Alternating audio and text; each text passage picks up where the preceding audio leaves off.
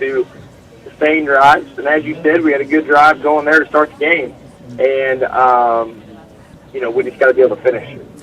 That's something that doesn't get any easier this week, does it, with Liberty coming to town? No doubt. They are a very good football team, and obviously they've played some good competition at the same time, and they've won a lot of close games, right? So when you look at them and the big difference is like you said, we've got something going, and then we kind of beat ourselves. Liberty will be neck and neck with somebody, and they'll just make that great play at the end to overcome and get that win. Versus Lee Summit North, I think they kicked like a 47-yarder to win it. So at the end of the game. So it's just big plays like that. We got to take a deep breath and relax and just make that play when it comes to it. Coach, what do you have to do to win this game tonight? It's about all week. We've got to be able to contain 20 and 10 on really good football players, and so that is basically our entire defensive focus. And we just absolutely have to win the turnover battle. That's something we struggled with all year, and we got to get it done tonight.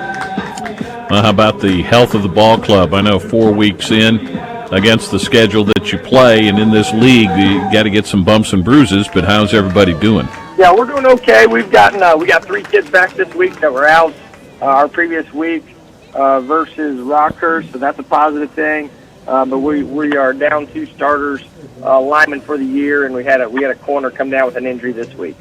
That's the Jags Team Health Report presented by Summit Strength with locations in Blue Springs and Lee Summit. Summit Strength provides caring and attentive one-on-one physical therapy treatments. Call 816-524-7040 to schedule an appointment or a consultation. Summit Strength, there's strength in our game visit with Jags head coach game show.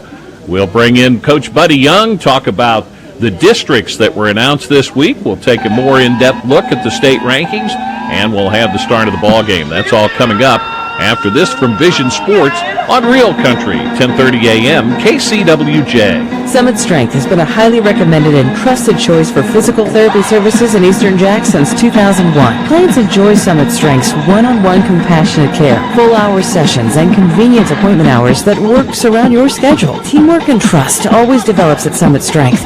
Located at 800 Northwest Main Street in Lee Summit and 1300 Northwest 7 Highway in Blue Springs. Call 816-524-7040 to schedule your appointment or consultation today. Online at summitstrength.com. Prime Lending proudly cheers for the Wildcats and Jaguars. The mortgage professionals at Prime Lending are ready to assist you with a winning game plan to finance your next home or refinance your current residence.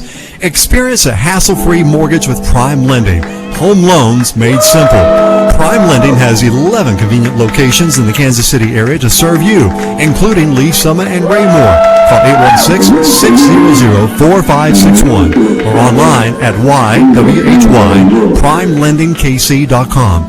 Prime Lending is an equal housing lender. Hi, this is Tony Reisinger from my friends at Vito's Original Pizza. If you're looking for a great place for lunch or dinner with family, friends, or business associates, Vito's Original Pizza is the place for you. Vito's Original Pizza serves the best New York-style pizza. They also serve delicious sandwiches, pasta dishes, and salads. Vito's Original Pizza is proud to be the trusted pizza provider of the Blue Springs School District.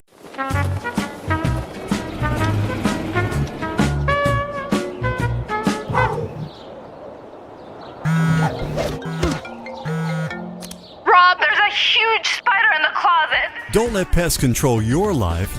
Let Moxie Pest Control be your pain relief.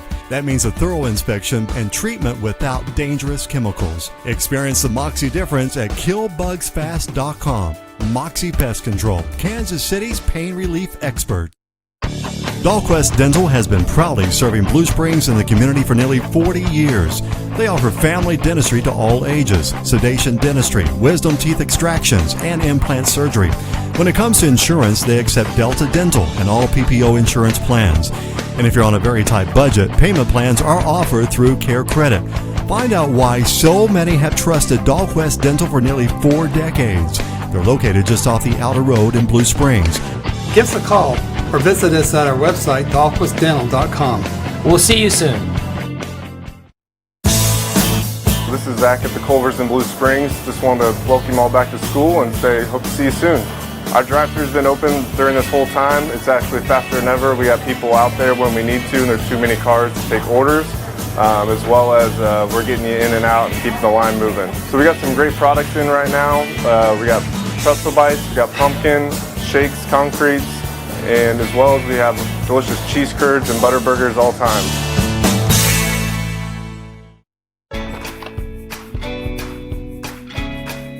First, it was the love of your life. Then, the promotion you deserved. The daughter you planned for. And the son you didn't. Now you're ready for a new home. So how do you properly protect all this? To solve the big challenges of tomorrow, start with simple steps today. If you're ready to start, we're ready to help. So let's get started at countryfinancial.com. Call your financial representative, Stephen Perch, at 816-795-6232.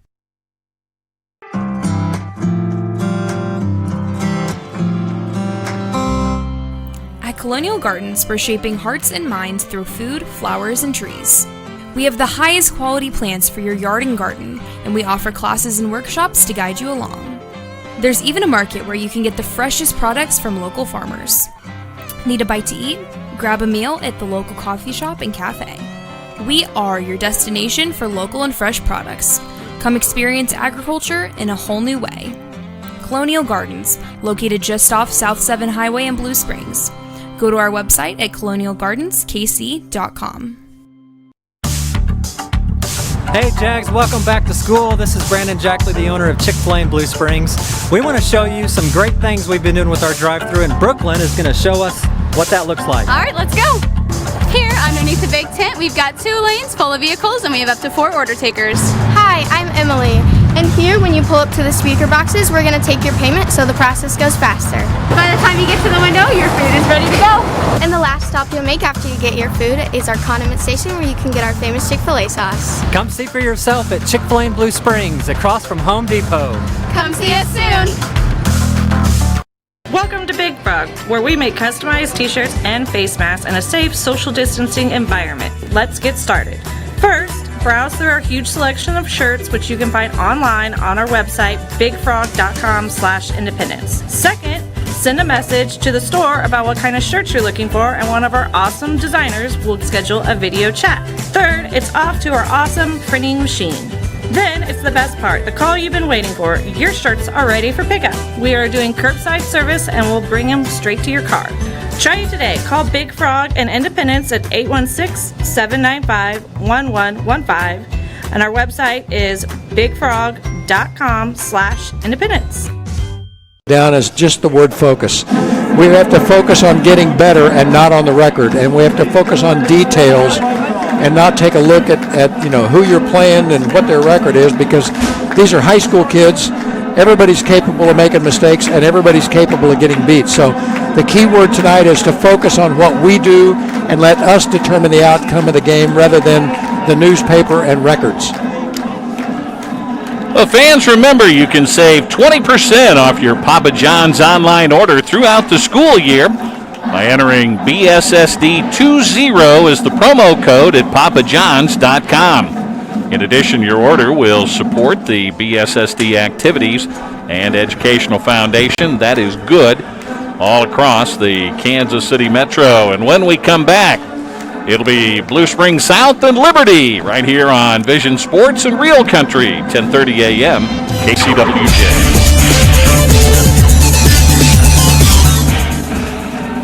Vision Sports and Papa John's can save you money and raise money for the BSSD Activities Program and the Blue Springs Education Foundation. From now through the end of the school year, receive 40% off your entire regular menu price online order when you enter the promo code BSSD40. Go to papajohns.com and enter promo code BSSD40. Papa John's will donate 10% of your order's cost to the BSSD Activities Program and the Blue Springs Education Foundation. Rancho Grande in Blue Springs is proud to sponsor the Cats and Jags on the radio. Come by after the game to celebrate a big win or anytime for Rancho Grande's daily specials.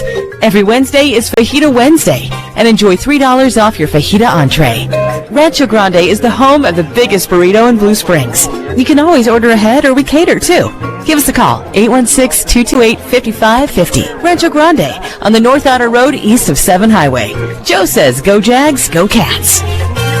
CarStar Blue Springs is your high-quality auto collision repair facility located at 40 Highway and Woods Chapel in Blue Springs. CarStar Blue Springs specializes in all vehicles and provides a safe environment for its customers. CarStar Blue Springs uses state-of-the-art unibody and frame repair equipment, and all repairs are performed by iCar-trained technicians. CarStar Blue Springs also provides expert color matching, pickup and delivery, towing and rent-a-car assistance, and a lifetime warranty, as well as a 5-year nationwide warranty. CarStar Blue Springs at 220-1100. That's 220-1100. CarStar Blue Springs. Relax. We'll take it from here. Summit Strength has been a highly recommended and trusted choice for physical therapy services in Eastern Jax since 2001. Clients enjoy Summit Strength's one-on-one compassionate care, full-hour sessions, and convenient appointment hours that works around your schedule. Teamwork and trust always develops at Summit Strength. Located at 800 Northwest Main Street in Lee Summit and 1300 Northwest 7 Highway in Blue Springs. Call 816-524-7040 to schedule your appointment or consultation today. Online at summitstrength.com. When it comes to auto repair, Christian Brothers Automotive is here for you. From AC Send it repair back and brake after this services, spot, you're now even if covered it means under our bailing nice out. difference warranty for 3 years or 36,000 miles, whichever occurs last. Visit the auto repair shop voted #1 in customer satisfaction for aftermarket general maintenance by J.D. Power. Visit cbac.com/independence to request an appointment or call 816-795-6811. We're Christian Brothers.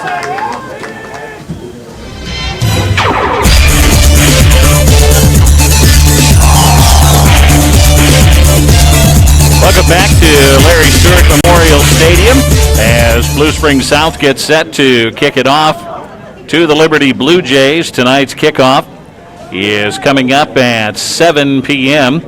It's 78 degrees, clear skies, and the wind from the south at 9 makes it feel, along with the humidity at 56%. Throw all the numbers at you. The dew point at 62 degrees, and makes it feel like 81 degrees in our time and temp. Brought to you by Swim Things on 40 Highway in Blue Springs, Kansas City's pool and spa experts. Call 224-2600.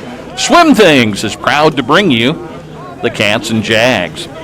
Not sure they think that Blue Springs South is going to kick the ball deep. They've got 3 guys standing at the 15-yard line.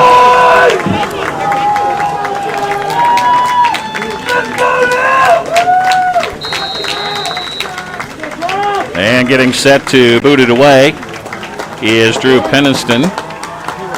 And he's going to squib it, and it's loose on the ground, and Blue Springs South has recovered the onside kick to start the game. And it even looks like they were expecting that, and it just careened off one of the Liberty players. Blue Springs South was able to grab the ball, and so now they've got the ball in Liberty's own side of the field at the 49-yard line. And they're going to start with 2 running backs in the backfield, 1 on each side of the quarterback, and have 2 receivers split wide to the right, Q Lanier and Isaiah Frost, with a tight end in tight to the near side. Bring a man in motion from the 49, and the handoff is going to result in good yardage. And that, I believe, was Jason Steele, who had a tough week last week against Rockhurst. He was held to just 2 yards rushing, but he's the leading rusher for the year with 305 yards coming into the game. Yeah, an off-tackle slant there. Great blocking by the Blue Springs South offensive line, and we're 2nd and 3.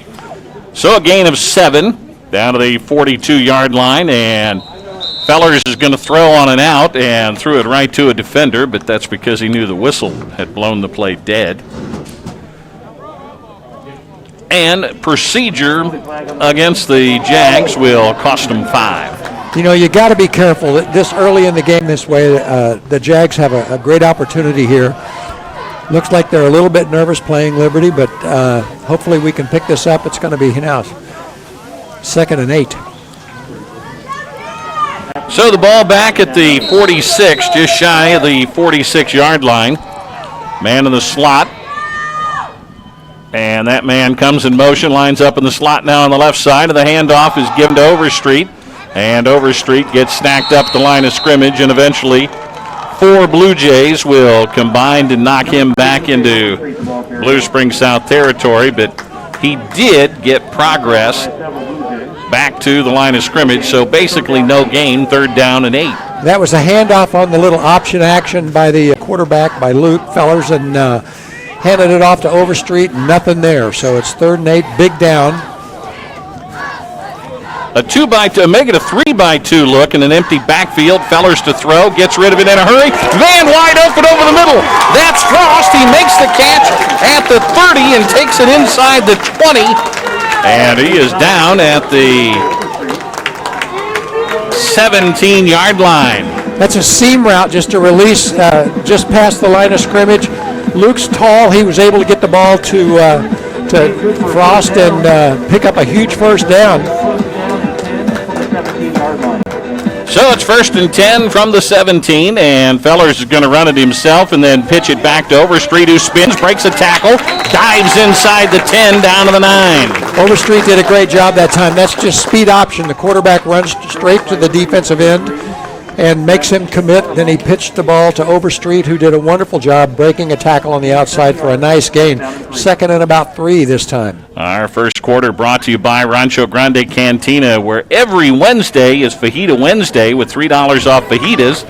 And you can enjoy half-price appetizers Saturday from 11 to 4 at Rancho Grande Cantina. Long snap count, fake to Overstreet, pitched the ball out on the perimeter to Steele.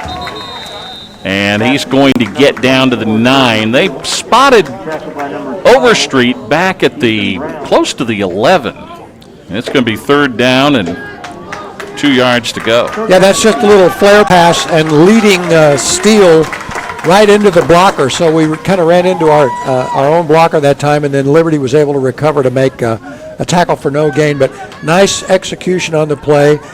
Luke Fellers is picking right up where he left off last week, throwing the ball accurately.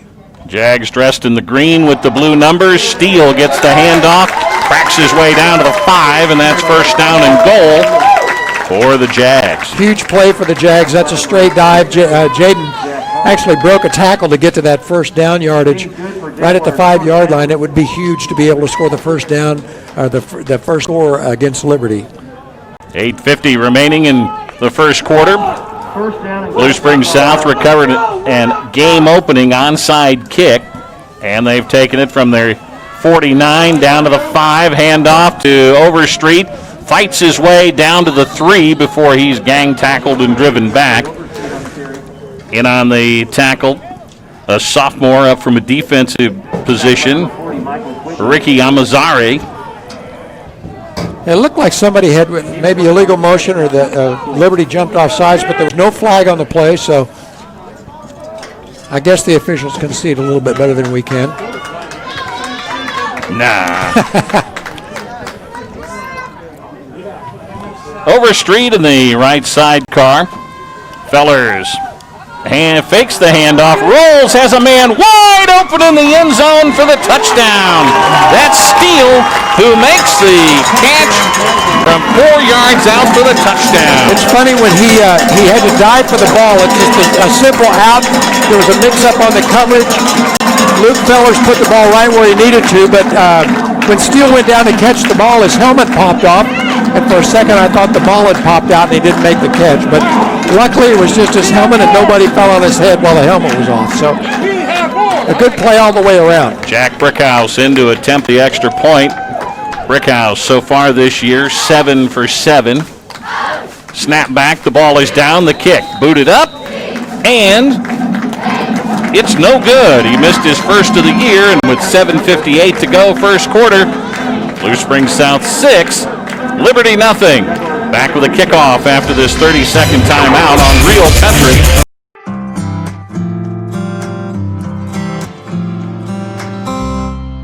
At Colonial Gardens, we're shaping hearts and minds through food, flowers, and trees.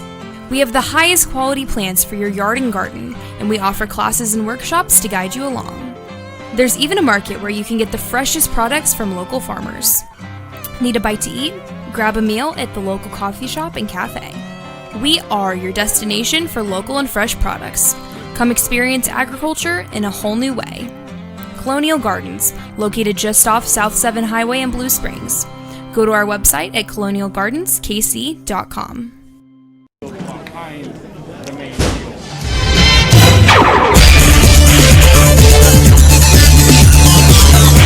Jags with a 6-0 advantage. And Liberty still not playing anybody really deep.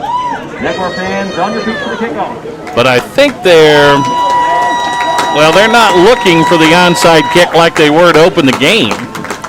So we'll see. Blue Springs will boot it deep. They've got the ball teed up.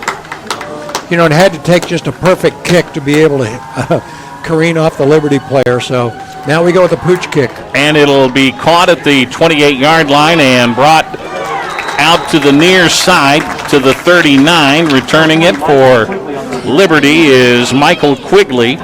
He's a linebacker and a fullback by trade, which means you're not much of a running back anymore if you're listed as a fullback. You're primarily a blocker and a linebacker. Well, in this case, he did a great job catching the ball in the air on a pooch kick. A lot of times kids are instructed to fair catch that. He picked up some valuable yardage there for Liberty. They've got the ball at their own 39-yard line. Luke Smith, the quarterback, with running back standing just behind him.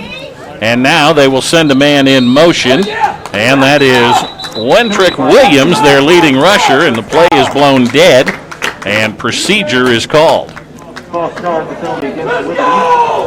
Come on, defense! 5-yard penalty. First down and 15. So it'll be 1st and 15 with 7:51 to play here in the first quarter. Full disclosure, Luke Smith's mom was a teacher at North Kansas City when I was there. Of course, that would have made her 12 years old when she was teaching. So it's 1st and 15. Williams goes in motion. They play action fake, and Smith is going to dump the ball off, and it's caught. But then Aiden Birdwell is there to knock Anthony Wenson out of bounds. He's a sophomore. Here's the thing about these guys, Coach. They got a lot of underclassmen playing on this team for Liberty. And they're really good. Luke is a very good quarterback. Has a little flare pass out of the backfield, but obviously we've seen that tape and did a great job for a big loss of yards. So it's 2nd and about 17. Amanzari goes split wide to the left side. Williams in the backfield. He's a load when he gets the ball on the handoff. Gets it. He's going to sprint to the outside and is hauled down back at the 30-yard line.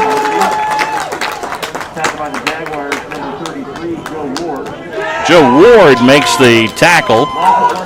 And really, we just did a great job defeating the block.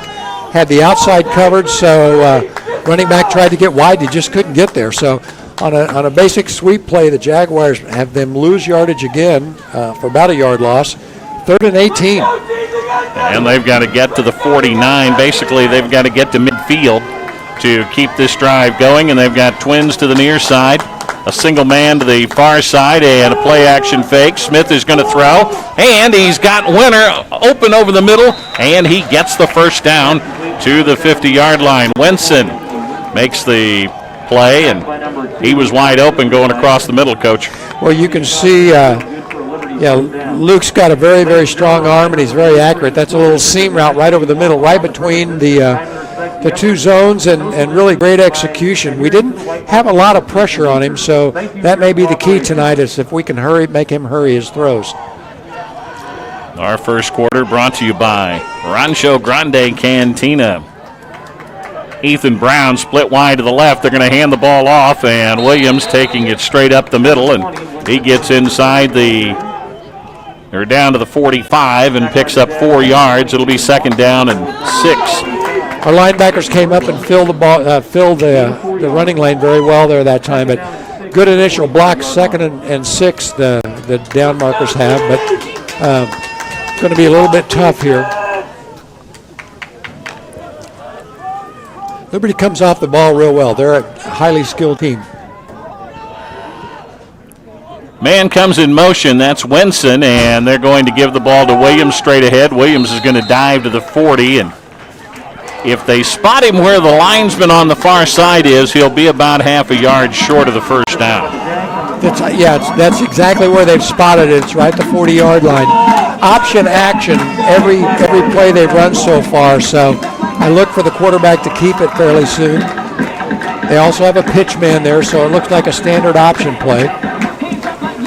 They've just handed the ball off inside, and they've got good yards coming inside. So 3rd and 1. Smith has rushed for 35 yards so far this year in 4 games. So he doesn't keep it that much, but you're right. Everybody start playing Williams, and that's going to leave him open. Right. We're going to get a penalty flag, and that'll give us an opportunity to remind you that our first quarter brought to you by Rancho Grande Cantina. Remember, when the Chiefs win, you win with buy one, get one free a la carte burritos on Mondays after a Chiefs win, excluding shrimp and carne asada. That's at Rancho Grande Cantina in Blue Springs. Encroachment is the call against the defense, and that'll give the Liberties a first down at the 35. They trail it by a 6-0 score. 2 to the near side, 1 to the far side, a man on the wing. And one of the officials on the near side did not like what one of the wide receivers was doing. So they speaketh to him. And Caden Dennis is the guy that you got to keep your eye on, and they're going to send him over to the sidelines. And I think that's a uniform problem. I saw him pulling at his knee pad. So if he's got knee pads on. Well, and he's got to have them. So. Well, maybe he doesn't. Yeah. He's got to get them down over his knees, and he doesn't have them there. And in high school, that's a rule. Kyle Griffith comes in to replace him as a receiver, split to the near side. And Smith is going to give the ball off to Williams, and Williams gets hauled down from behind. Guess who that was? Mr. Birdwell. Yeah, he's made himself known. He does a great job. Just simply split the gap and was able to get in and get the running back before he got started. So, great play. 4:40 remaining here in the first quarter. Blue Springs South with a 6-0 lead as Steele catches a 4-yard touchdown pass on the opening drive for Blue Springs South. Looking at 2nd down and 9, they were generous and gave him a yard. He will get the call. No, Smith's going to keep it, and he's got running room, as you said, Coach. That's the second part of the option. He's a good runner. I believe that was just a read, and after he got about 5 yards, he covered it up with both hands. Good job by Luke on this, and going to be 3rd and 2. He got 7 on the play and averaging 1.3, so that gain was quite a bit more than what he averages per run this year. You know, against an option type team like this, and I'm not sure they're an option team, but against this option, everybody's just got to do their job all the time. You can't do somebody else's work for them. You have to be consistent. We let the quarterback go that time, and they got good yards. And they're going to give it to Williams, and he is going to break free and get the first down. So you're right, not necessarily an option team, but they can run it if you give it to them, and they gave it to the quarterback the last play before this one, and then Williams was able to get it down to the 20-yard line. Right back to the same action again and gave it to the first back through. They've got a big offensive line that does a good job coming off the ball. You got 3 to the near side, 1 to the far side. And Smith is going to drop. He's going to catch a little heat, but they'll throw it way up into the end zone. And it was also way up in the air, and nobody could run under it. In fact, the closest player, the only player within 10 yards of the ball, was a defender. Yeah, that was a pretty much, if he's wide open, I'm going to throw it to him, and if he's not, I'm going to make sure nobody can catch this in bounds. So it's going to be 2nd down and 10. So they took their shot. Let's see if the Jags can make them pay for that by holding them for the next 2 downs, make them kick a field goal here. They have a big guy on the wing, Jeremiah Kubiaibin, and he serves as an extra blocker, and they're going to give it to Wenson on the jet sweep. He'll turn it upfield, get inside the 10, and it's going to be down to the 7. That's enough for the first down. The key block was made on our cornerback to let him get through, and then they cut inside and was able to get down to the 8-yard line. First and goal. 3 minutes to go, first quarter, 6-0 here. Blue Springs South with the lead. They've got 9:19 to go in the first quarter. In Liberty North 7, Blue Springs nothing. I'm impressed so far with Liberty. They've got a real varied attack. It's going to be tough to stop them because they can do a lot of things. So let's see if the Jags can come up with some good plays here. And Williams will get the call. Williams is going to get hit at the line and gets forward to the 5-yard line. There's your pal Birdwell again. Made a nice stop. Nice job coming off the ball. Stopped him at the 5-yard line. Clock runs, 2.5 to play, first quarter. It's second down and goal from the just shy of the, well, it's closer to the 6. Can we have Brian Johnson run down there and tell him we need a turnover here to run that turnover play? I don't think they'll listen to him. He'd run down and do it, I guarantee you. Twins go to the left, single man to the right, and Smith will give the ball to Williams. He's got a hole big enough that Brian Johnson could have run through it and takes it into the end zone for the touchdown. Yeah, the whole left side of the line came off the ball very well that time. Nice 5-yard run. Liberty picks up the touchdown here. 1:53 remaining.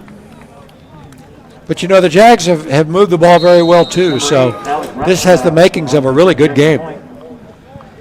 Alec Rotjab is in to attempt the extra point. He's hit 17 of them this year and is a very good kicker, and he boots it through. And with 1:53 to play first quarter, it's Liberty 7, Blue Springs South 6. Back with a Blue Jay kickoff after this from Vision Sports on Real Country, 10:30 a.m., KCWJ.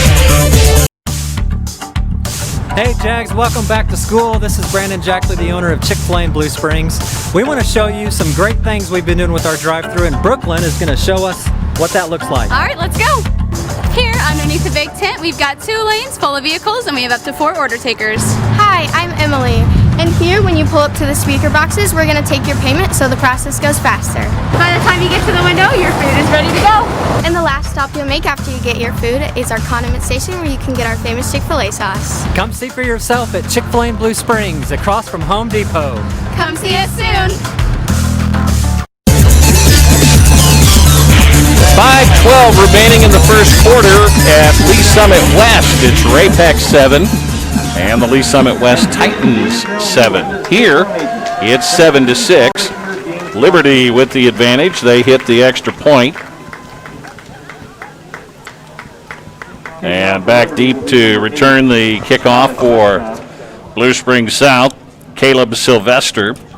And the Jaguars, number 12, Caleb Sylvester. And Q Lanier. Q Lanier. He returned enough kickoffs last week, averaged about 25 yards a return. That was another area that we did very well in last week on our kickoff return. And this one, Lanier takes it at the 3, brings it ahead, 10, 15, and is going to be cut off, fights his way out over the 20, and rides the wave out to the 24, maybe the 25 if he gets a good spot. So with a minute 44 remaining in the first quarter, our first quarter, brought to you by Rancho Grande Cantina. When the Chiefs win, you win. Buy one, get one free a la carte burritos on Mondays. That excludes shrimp and carne asada at Rancho Grande Cantina in Blue Springs. 2 backs behind Fellers.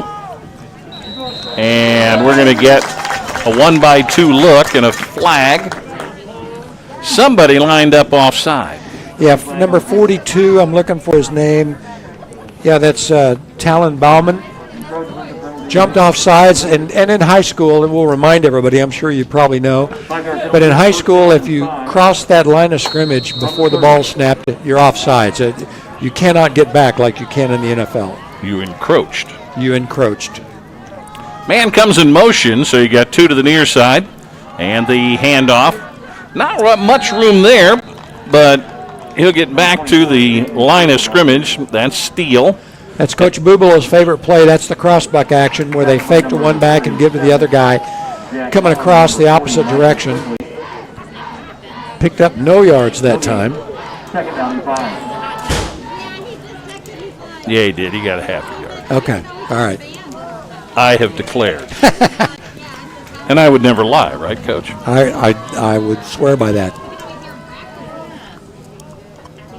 Fellers will retreat to pass and gun it over the middle, and the pass is almost intercepted. He threw that ball right to the defender, and Jalen Weston, linebacker, had the ball go off his hands, and the receiver was standing behind him and had a good shot to catch it. Well, he was filling the lane, and the ball hit him in the chest. I think it scared him. He was simply trying to shut off the lane for the open receiver. Ball hit him in the chest, and so that's good. It bounced off, so we live to fight another day. 3rd and 5. Trips go wide to the right. Lanier's to the left, and Steele will now join him, coming in motion.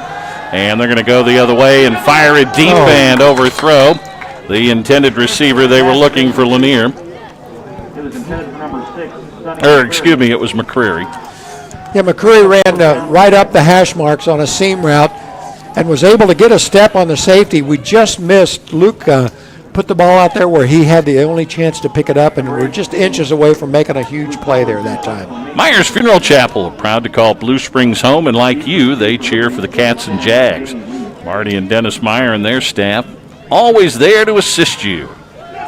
There's a high punt. Fellers averaging almost 42 yards a punt, 41.7, and the ball is fair caught by Caden Dennis at the 30-yard line, so that's where Liberty will get their hands on the ball for the second time with 50 seconds remaining here in quarter number 1, 7-6. Liberty has the advantage.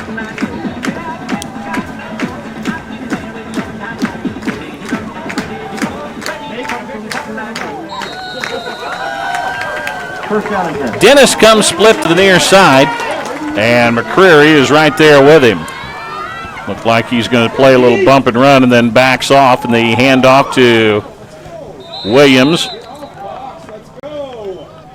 And he's going to get good yardage out over the 30 Number 20 to the 33. Tackle by number 20. So he ends up picking up 4 yards, 2nd down and 6. Gain of 4 yards. Well, it's easy to see. Liberty's got, I was just talking with Brian Johnson, have a variation of strategies. They can do ball control right up the middle. They do the option to the outside, and they throw the ball well. So it's going to be tough to stop tonight, but we've done a pretty good job so far. Smith gets the snap and hands it off to Williams, who cuts back against the grain and rumbles into Blue Springs South territory.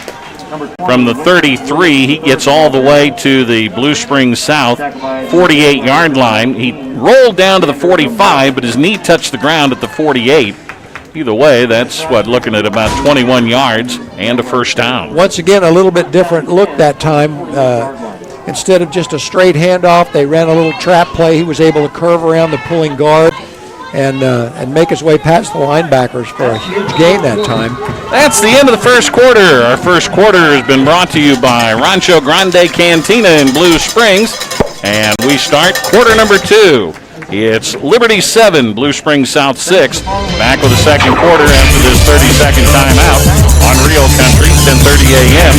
KCWJ. Welcome to Big Frog, where we make customized t-shirts and face masks in a safe social distancing environment. Let's get started. First, browse through our huge selection of shirts, which you can find online on our website, bigfrog.com/independence. Second, send a message to the store about what kind of shirts you're looking for, and one of our awesome designers will schedule a video chat. Third, it's off to our awesome printing machine. Then it's the best part, the call you've been waiting for. Your shirts are ready for pickup. We are doing curbside service and we'll bring them straight to your car.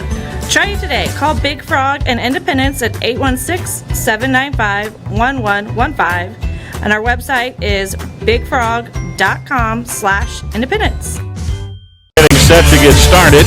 Our first quarter brought to you by Rancho Grande Cantina. And our second quarter Brought to you by CarStar Blue Springs, with their modern new facility open at 3705 East 40 Highway in Blue Springs. Like you, their local owners, Mike Hobbick and his daughter Jennifer, cheer for the Cats and Jags and are proud to call Blue Springs home. For the best in auto body repair, call CarStar Blue Springs at 816-220-1100. CarStar Blue Springs. Relax. We'll take it from here. Looks like we're getting a little sportsmanship speech in the middle of the field. Usually when they call both teams together, the official tells them to quit chirping, play football, and leave each other alone. So, after having the meeting in neutral territory, everybody advances back to their own side of the field, and Liberty now going from right to left. And they have the ball on the 48-yard line, first down and 10. They're going to bring Wenson, a receiver coming in motion to the near side. Smith's going to throw on and out on the wheel and looking for Wenson, who basically ran in an arc, turned it upfield, and had the pass go off his hands and out of bounds at 35. Nice route that time. That was the wheel route, and really the ball goes through his hands. Luke Smith put the ball right where he needed to, just they weren't able to complete that pass. Fairly good coverage. Once again, we don't have much pressure on the quarterback, and that may be a key tonight to make him hurry the throw a little bit. We're going to take a look at the Christian Brothers Automotive in-game scoreboard coming up in just a moment. It's second down and 10 from the 48-yard line. Williams is going to go back to work, and Williams is going to get tossed for a loss. Number 7, Luke Smith on the run. And as I say that, Birdwell bought the fake, so I'm in good company there. But Smith picked up 3 yards. Gain of 6 yards. Actually, they gave him tremendous spot. I saw Birdwell throw Williams down at the 50. I saw a group at the 45, and the ball is spotted at the 42. Yeah, that's just the option action again, and Luke Smith was able to fake out Birdwell.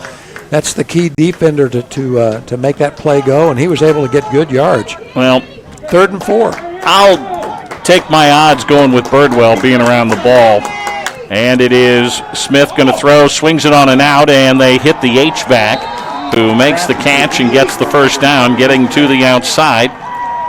And that's the guy we were talking about earlier, Jeremiah Karubian, who is a junior, 6 foot, 240 pounds, and he's at the 35. I'm impressed with Luke Smith. He puts the ball right on the money. That's play-action pass, H-back into the flat, completes the pass for a first down.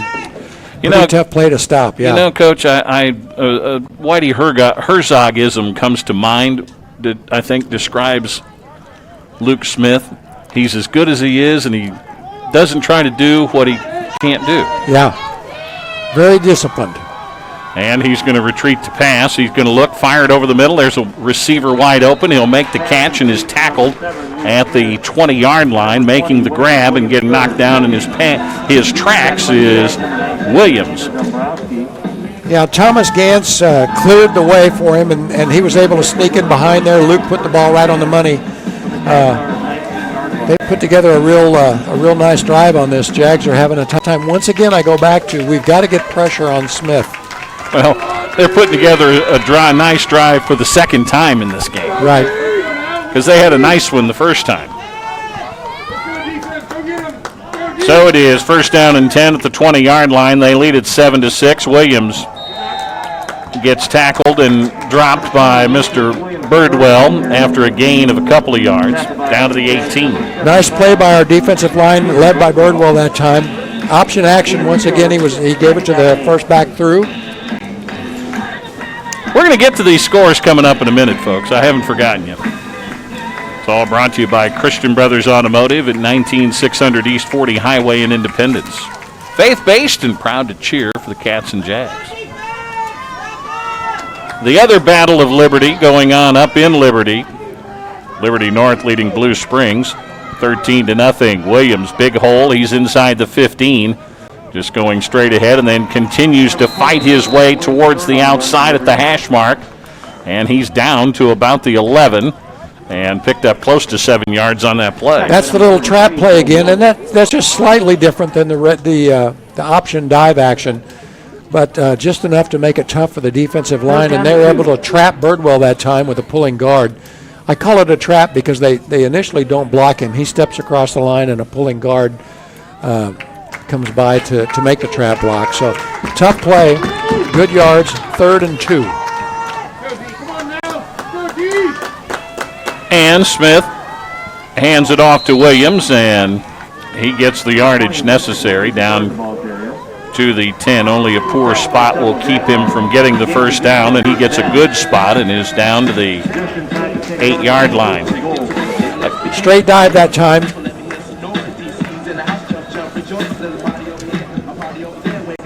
I'll give you a couple of scores here. Lee Summit North with a 7-0 lead over Lawrence Free State. Park Hill with a 10-0 lead over Lee Summit. These are all first quarter scores, and Ray Peck and West still tied at 7. 1st and goal, and Liberty Williams, big hole, touchdown. Straight dive up the middle, and once he got by the defensive line, he was able to make a linebacker miss, dive into the end zone. You could tell that one was going for points the minute he hit the line. Well, he was at full speed by the time he touched the football, so yeah, a very nice play by Liberty. So they have a 13-6 advantage.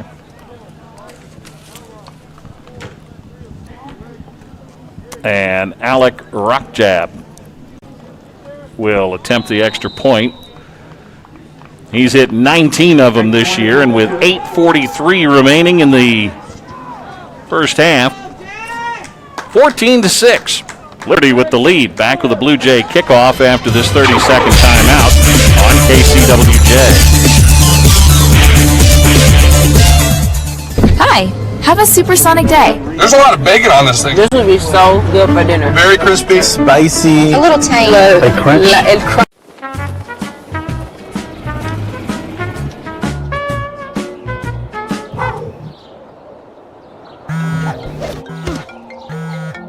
Rob, there's a huge spider in the closet. Don't let pests control your life. Let Moxie Pest Control be your pain relief. That means a thorough inspection and treatment without dangerous chemicals. Experience the Moxie difference at killbugsfast.com. Moxie Pest Control, Kansas City's pain relief experts. Liberty on top. Blue Jays getting set to kick it off. Our second quarter brought to you by CarStar Blue Springs at 3705 East 40 Highway in Blue Springs. They're the auto body repair experts. Give them a call at 220-1100. CarStar Blue Springs. Relax. We'll take it from here.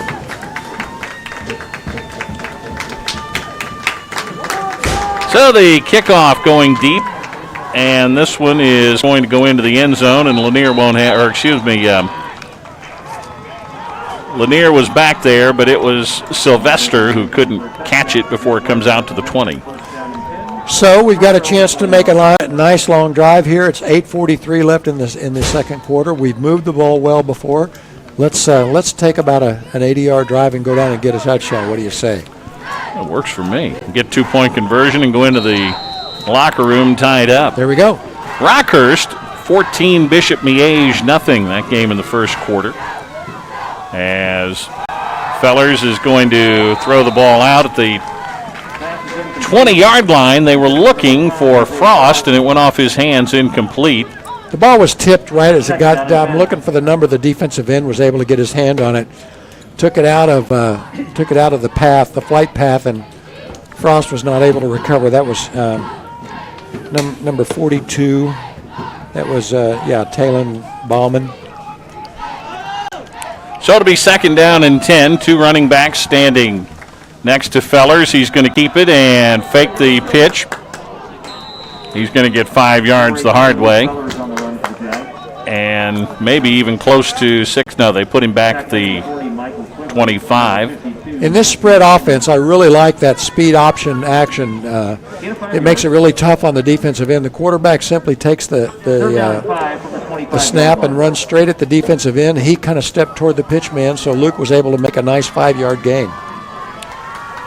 Trips go wide to the left side on third down and 5 from the 25. He's going to fake the pass, pull the ball down, try to turn the corner, and he's going to get the first down and step out of bounds just beyond the 30-yard line. They're going to say close to the 33 as he walked the tightrope down the sideline. Made it the best of a tough situation. The blocking broke down. He was able to dodge the pass rush. Once he got outside, he picked up the 5 yards and then stepped out of bounds without getting hit. So nice play, Luke. North Kansas City with a 14-0 lead over Staley first quarter. Grain Valley 14, Kearney 0 first quarter. And Belton 6, Fort Osage 0. All first quarter scores.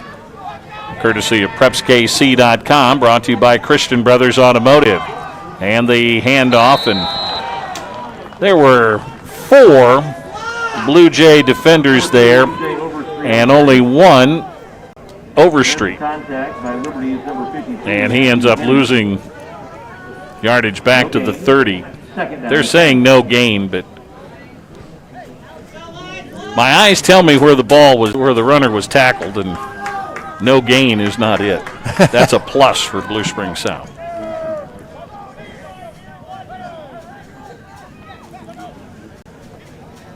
Feller's going to run it the other way. Options it, puts it on the ground. It bounces up to the running back, and he gets smothered. Back near the 20-yard line, but they'll figure out where progress is. Speed option, and I don't know if somebody had a hand on close to the ground, but Luke started to stumble, so he pitched the ball to Overstreet, and Overstreet was not ready for the pitch, and it was a little bit high, bounced off his shoulder pads. So we're lucky to get that ball back. And they're going to put it down on the 21-yard line. Someday, Coach, you're going to give me a crash course in how they spot a football. Because I don't think they know. I don't think I have a clue what they're doing. Fellers, empty backfield. The rush is on. He's going to throw it deep and overthrow everybody by 10 yards. Defenders were within about 4 yards of the ball at the 50. And a punting situation. 4th down for the Jazz.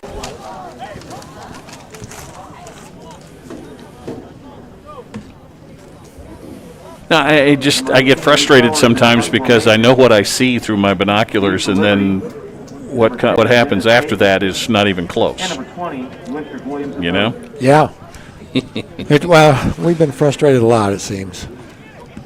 There's a nice high booming punt that's going to angle to the far side, and depending on how far they walk it back upfield, it will be on Blue Springs South side. He needs to stop one of these days. Yeah. Does so at the 45.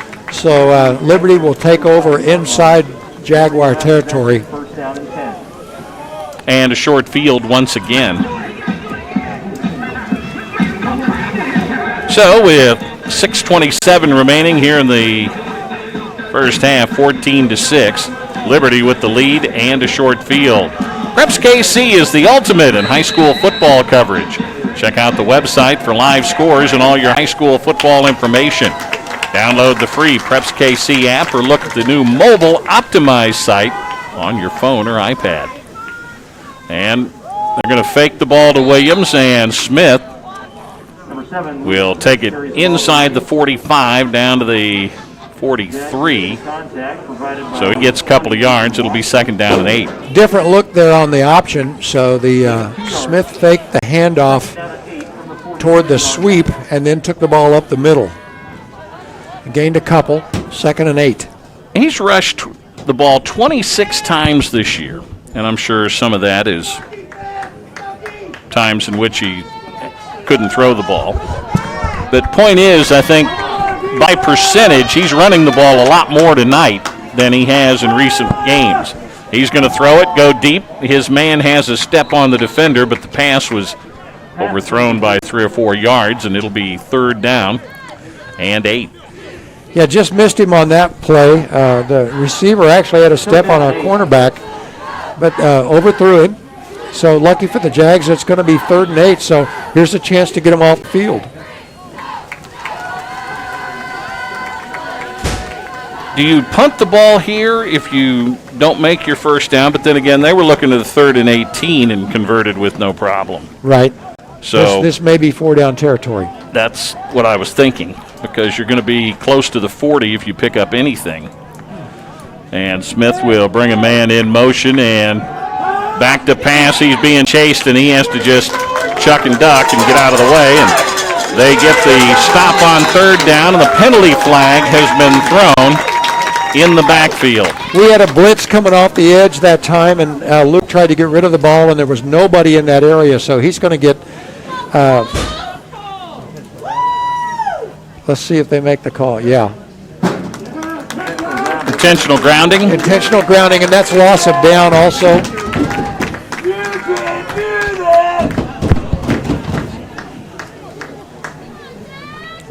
So they will mark off the yardage. There's 5. Close to 10. And now it will be 4th down and 22. And It'll be 4th down and 22. so they're going to punt it away. And Number 5, Isaiah Frost. Frost is back deep. Well, we mentioned before that if we could get pressure on Luke Smith, that there was a chance that we could hurry him and make a bad throw. So worked effectively that time for a situation where they have to punt to us, and so maybe that's a good omen for the future. And the punt wasn't hit very well, and it still traveled inside the 25 and out of bounds at the 21-yard line. Got a nice little bounce at the end of the play. Their punter, I believe, Ethan Brown.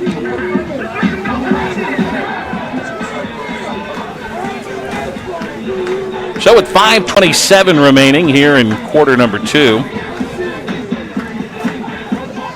Liberty held to on a short field, by the way, Coach. That's what's even more impressive. Right. And they have to get rid of it after 3 plays and a punt. Well, once again, I go back to we were able to put pressure on Luke Smith so he didn't have time to sit back there and use that good arm. Man goes in motion from the right side of the formation to the left, and the handoff. And Overstreet breaks a couple of tackles and spins out to the 30-yard line. He'll gain 9 on the play. He kept his legs moving, and the linebacker kind of gave up on the play, thought he was stopped, so able to pick up big yards. Be nice to put a drive together. Penalty flag. Oh. Sideline warning.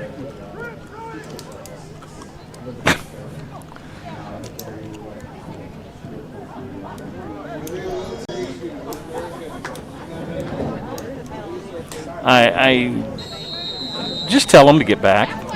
You ain't got to throw a flag. You're not going to penalize anybody. Second down in the yard. Fellers is going to throw, and he overthrows everybody. He had a receiver sitting in there. That was Israelite, and he had set down in between the defenders at the 42, and the ball sailed over his head. Well, miscommunication that time. Luke was not trying to throw to that spot. He was the receiver read it to go inside into the gap, and Luke read it to go deep into the corner. So once again, miscommunication there. Third down, and they're saying along 2 yards, and the handoff, steal. Oh, okay, I see the 2 on there, and it's 2 feet.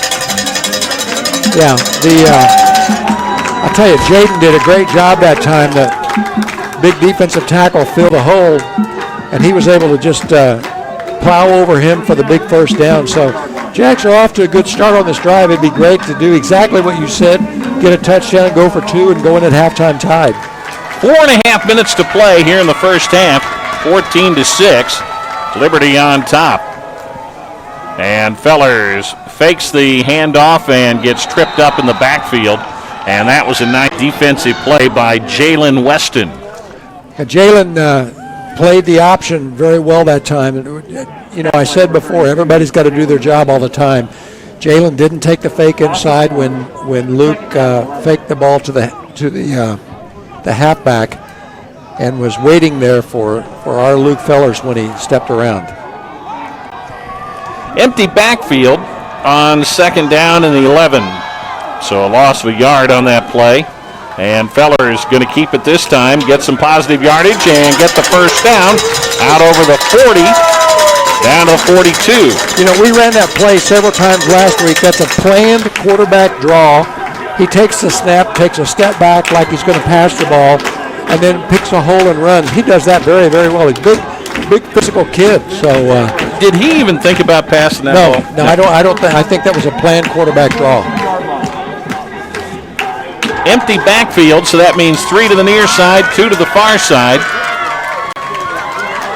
And Fellers, long count, he's looking it over, low snap, he'll pick it up and fired it quickly as he was thinking perhaps pressure was going to get there, and the ball was high and off the hands of Steele. Timing is such an issue on that kind of play, and the low snap made him hurry his release and simply had a high throw. We had the back in the flat where he was supposed to be, but it puts us in a bind with 2nd and 10. First down marker at the Liberty 48-yard line, so they've got to get it into Liberty territory as Fellers looks to throw, and he's in trouble and throws it away. He's got a receiver over there, but he was fortunate in that a receiver was able to get over there because he was just getting rid of the ball. You said it right. The receiver was able to get over there close to where the ball was, so it doesn't look like it's intentional grounding. That's Israelite who ran that way. And great job. Yeah. So it'll be 3rd down, 3rd and 10. And the ball at the 42-yard line. Looking over to the sideline with Lanier, Frost, and Steele to the near side, and Fellers is going to have to run to get away from the rush and gets chased out of bounds after getting upfield to the 46-yard line. He spun down close to the 50, but planted his foot out of bounds. He was being chased by one of the big linebackers. That was Bauman, and it'll be 4th and 6. Right, blocking broke down that time. He simply made his way to the outside to try to pick up a foot down with his feet and stepped out of bounds. So it's 4th down and 6. I'll give you a scoreboard update coming up as clock stop with 3:02 to go, and Fellers rolling to the near side, being chased. There's a flag, and he's going to rugby-style punt, and the ball hits at the 25. And we'll see what the flag is all about. The way they were running the play could be a hold. We'll see. Ball eventually, it kicked from the 25 back to the 33. You're right, it's a hold, it looks like. But they're going to offset. Multiple penalties, holding against the Jaguars. Holding against Blue Springs South. Was it roughing? They offset and do it again. So do you go for it on 4th and 6? They gave the appearance that they were going to do it, but then Fellers punted the ball away. But with 2:54, I think we'd be better off to punt here. You don't want to give them a short field if we happen to not pick up the 6 yards. That's a lot. 5:52 to go at Lee Summit West. Ray-Pec with a 21-7 lead over the Titans. 9:18 to go in the first half. Liberty North leads Lawrence Free State 21-0. 3 minutes to go in the first half. Green Valley with a 28-0 lead over Kearney. And Fellers is going to kick it away, and it is going to be caught. I'm not sure that the punt returner, that was Caden Dennis, he was trying to run up on it and keep going, but he fell to the turf and hit his knee on the ground at the 25. Right, and simply any time that the knee touches, it's down in high school. So fortunate for the Jags, but it's a long field for the Liberty Blue Jays. 2:48 remaining. Our first half, second quarter anyway, brought to you by CarStar Blue Springs at 3705 East 40 Highway in Blue Springs. Call them at 220-1100. CarStar Blue Springs, they're the auto body repair experts. They tell you to relax. We'll take it from here. Luke Smith will get the snap and give it to Dennis on the wide receiver around. He's got a first down and more out over the 40, 45 to the 47-yard line as they pick up a first down and get near midfield. As Brian Johnson was mentioning, they do a lot of different things, and that was option action toward the wide side of the field. And instead of pitching to the running back, they pitched to the wide receiver coming back the other way on a reverse, and they were able to pick up some good yards. So they are at their own 45 now. They stepped out of bounds. He did at the 45. Got 8.5 minutes to play in the first half. Liberty North with a 21-0 lead over Blue Springs. Here it's 14-6. Liberty with 2:39 remaining, and we're going to get timeout to talk it over. Liberty wants to talk. We'll take a break. 14-6. Blue Jays lead Blue Springs South. Back after this 30-second timeout on Real Country, 10:30 a.m. ACWJ. Dahlquist Dental has been proudly serving Blue Springs and the community for nearly 40 years. They offer family dentistry to all ages, sedation dentistry, wisdom teeth extractions, and implant surgery. When it comes to insurance, they accept Delta Dental and all PPO insurance plans. And if you're on a very tight budget, payment plans are offered through Care Credit. Find out why so many have trusted Dahlquist Dental for nearly 4 decades. They're located just off the outer road in Blue Springs. Give us a call or visit us at our website, dahlquistdental.com. We'll see you soon.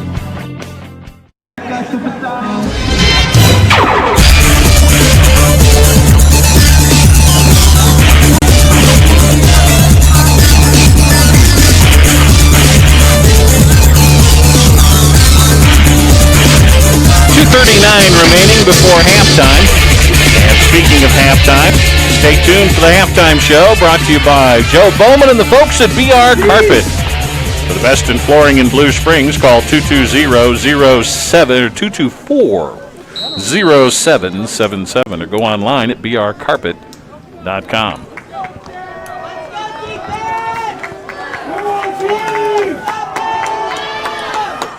Liberty with the ball back at their own 45, first down and 10. Luke Smith is going to throw, and he just dumped that one off. He threw it into the back of a defender who was, I think, defending the guy that he wanted to throw to. Yeah, that was a screen pass set up, and that was just Luke's way of getting rid of the ball.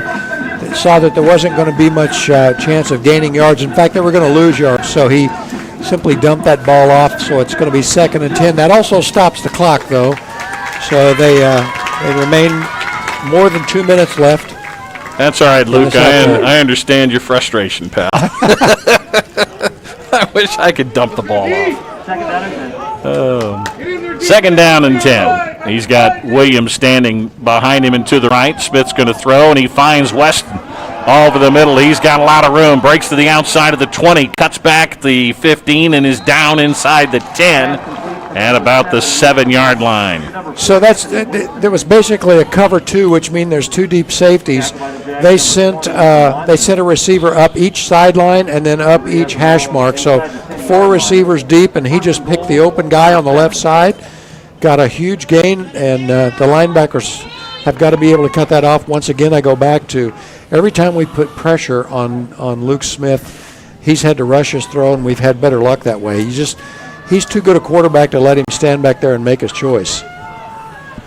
And they flip the field. They're looking at 1st and goal from the 8, and Williams is going to get the handoff, and inside the 5, dives down to the 1. Straight dive that time. I'll tell you what, this guy, I don't know that he's going to be in anybody's discussion for the Simone, but he is a very, very good running back in a very, very good league. Right. Certainly one of the best we've seen this year, and we've seen him twice now in the first 5 weeks. Averaging 180 yards pop, 180 yards a week. Well, and they use him well, and they've got enough variation that you can't just focus on him. The quarterback's good, the receivers are good, and it's a pretty good scheme. And he's got them down to within a yard of the end zone, and we're going to get a timeout to talk it over with 1:15 remaining, the play clock. Don't know, it reset quick, so we're not sure if it was part of the problem or not. Our second quarter presented by CarStar Blue Springs at 3705 East 40 Highway in Blue Springs. They're the auto body repair experts. Call 220-1100 for CarStar Blue Springs. Relax. We'll take it from here. And the Sonic Locker Room radio program is celebrating its 13th school year. The best coverage of high school activities and game broadcasts for the Wildcats, Jaguars, and 16 other area high schools. Don't miss a week and download the Sonic Locker Room app or check it out online at soniclockerroom.news. 1:15 remaining, 14-6, Liberty. And a big play here, and you wonder why you call timeout at this point. You're a yard away, but I think Coach Chad Fergan realizes this is a potential big score to go up 21-6. So he wants to talk it over and make sure that his ball club is on the correct page. Second and goal at the 1-yard line.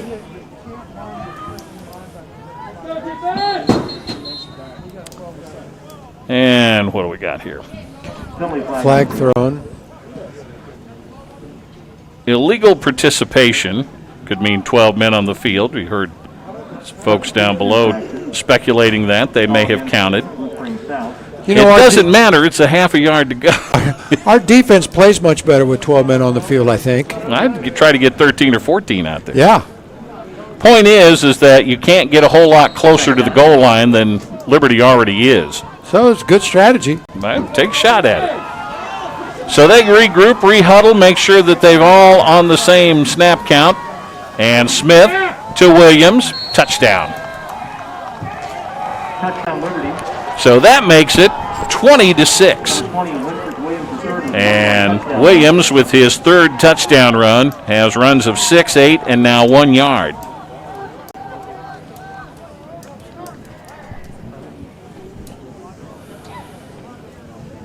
Alec Ratchop on to attempt the extra point. Alec Ratchop in to attempt the extra point.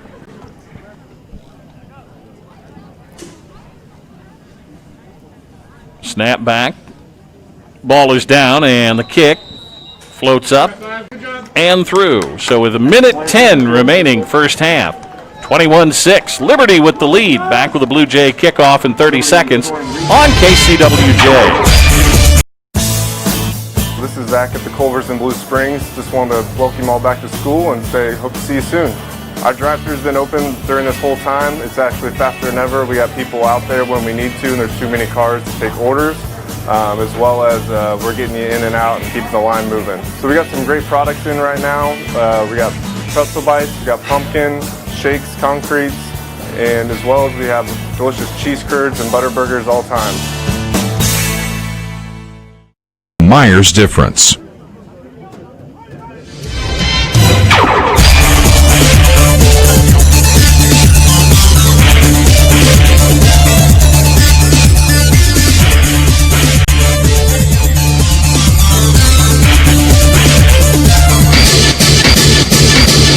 To 6. Liberty with the advantage, and we'll see if Alec Rockjap will try to kick it deep, or you try to steal a possession and add another one here late and kind of put this one out of reach.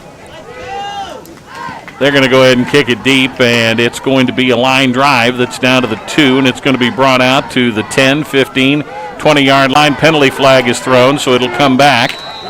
And the run was a good one outside the 30 to about the 33-yard line by Sylvester. I always love it before the official has made the signal. The person on the Blue Springs South side starts arguing his case. That's a dead giveaway. Yeah.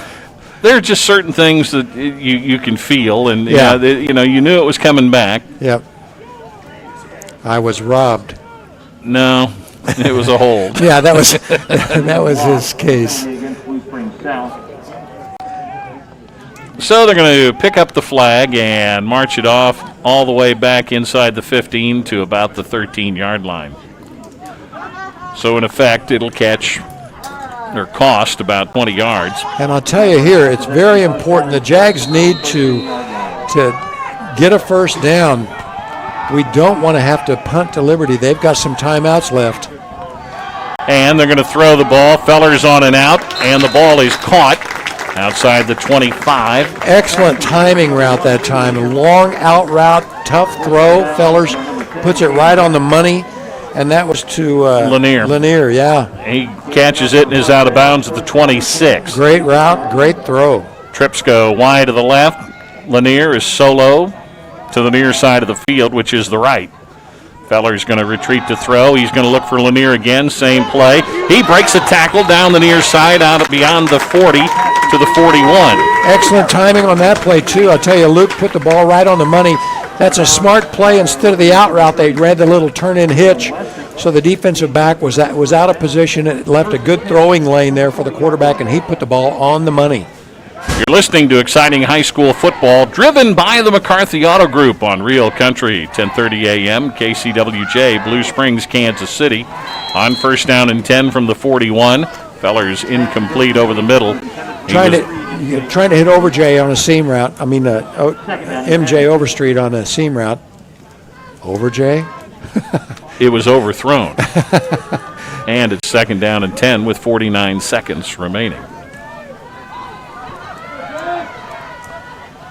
This time, running back, standing right next to Fellers, and they're going to get good pressure on, but he'll swing it on and out, and the pass incomplete. And I think that McCreary was hearing footsteps as there was a defender about to unload on him. Well, I prefer to think that he had started thinking about running the ball before he got the possession of it, so he was just trying to think ahead too far. Well, either way, it's incomplete, and it's third down and 10. But it was a nice pass by Luke Fellers. 45 seconds remaining. Man in motion, low snap. Fellers gets hit in the backfield. He's going to try to get away, turn it upfield, and gets it into Liberty territory for a first down to the 47-yard line. Jags maybe call timeout here. Oh, no, they're going to spike the ball to stop the clock. Now they use a timeout because they were having trouble getting the chain set, and so Matt Klein said, we got 3 of them, let's take one here. So the deal is, in high school, as soon as there's a first down, the clock stops, but it immediately starts as soon as the chains are set, and they had kind of a tough time getting the ball set and the chains set up, but Matt decided to call timeout here. They hope to be able to get a spike down to stop the clock before the chains got set. So anyway. The thing is, he's got options. If he uses his timeout here or if he spikes the ball here, he could use his timeout and then spike the ball. So if he needs to stop the clock, he's got other ways to do it. So he makes sure that he can get his team over here to talk it over with him. And that's the important thing, because now we're moving the ball well. They're within striking distance. Well, and even if they could come back and get a field goal here, it would make a huge difference to the Jags. 37 seconds remaining. 21-6, and I know you're saying, Fat Radio Guy, you're crazy, but yeah, this would be a big points to put on the board at this point with almost half a minute to go, just a little more than that. So Fellers will come out, and they have got quads to the near side of the field, or the wide side. They've got the lone receiver to the left on first and 10 from the 47-yard line. Fellers will get a good snap. He's going to swing the ball out and find the guy on the weak side of the field, or the short side. And the pass complete to Israelite at the 42, and it'll be second down and about 4 or 5, so he gained 5. Just a 5-yard out. I'm sure that in the press box they're talking over how the coverage is going to be, so they can keep moving the ball down the field while they decide when they're going to take a shot. Trips to the near side, single man to the far side with a running back in the backfield. Fellers is going to gun it over the middle, and the pass incomplete. He was looking for Jaden Steele, and Steele draws about 3 white jerseys defending him wherever he goes. Well deserved. He's a fine player and was open that time, even though there were 3 people around him. We just missed on a really big connection there. That could have gone for a touchdown. Inches away from a big completion there. So it's 3rd and 5 with 30 seconds to go here in the first half. Trips near side. Single man, that's Israelite to the left.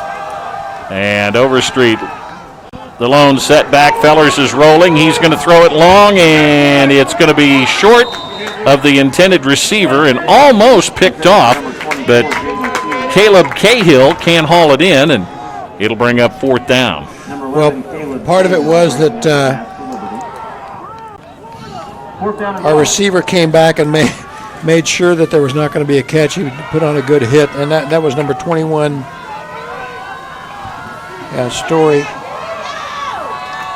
4th down and 5 to keep it going. 23 seconds remaining here in the first half.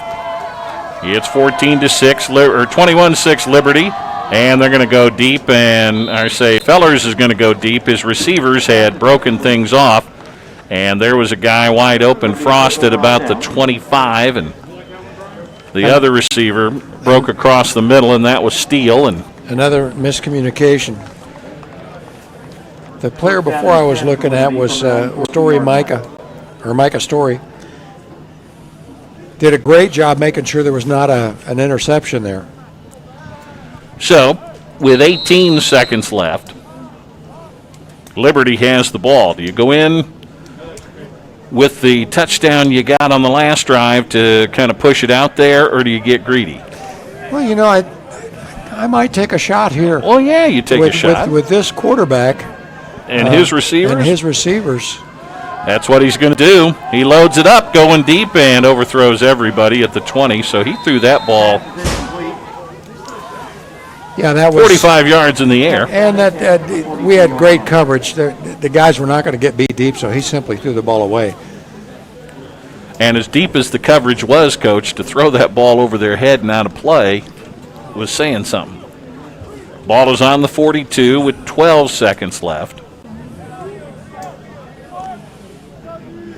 It's interesting on the last long play that they had when they ran 4 receivers deep, he threw the ball underneath. We need to be aware of that and have our linebackers be able to cover the underneath receivers. Because they're very good at that. Yes, they are, and the guys who will catch it are very talented. Smith, they pressure him. He's going to keep it, and he's going to run, but he's going to get hit at the 50-yard line, and that's going to end the first half. Clock at 2-1, and we have reached the intermission. It is Liberty 21, Blue Springs South 6.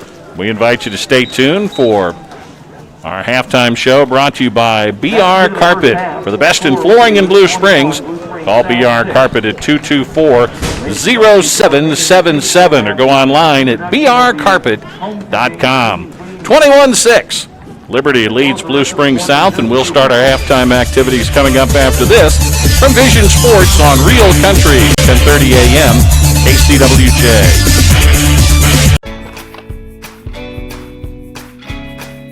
First, it was the love of your life. Then, the promotion you deserved. The daughter you planned for. And the son you didn't.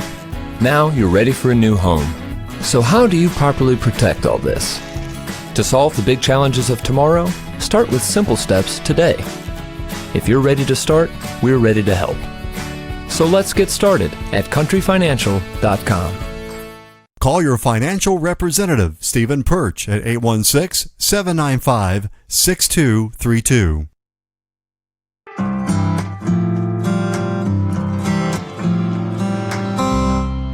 At Colonial Gardens, we're shaping hearts and minds through food, flowers, and trees.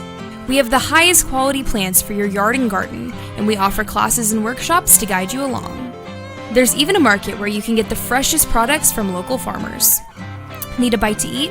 Grab a meal at the local coffee shop and cafe. We are your destination for local and fresh products. Come experience agriculture in a whole new way. Colonial Gardens, located just off South 7 Highway in Blue Springs. Go to our website at colonialgardenskc.com.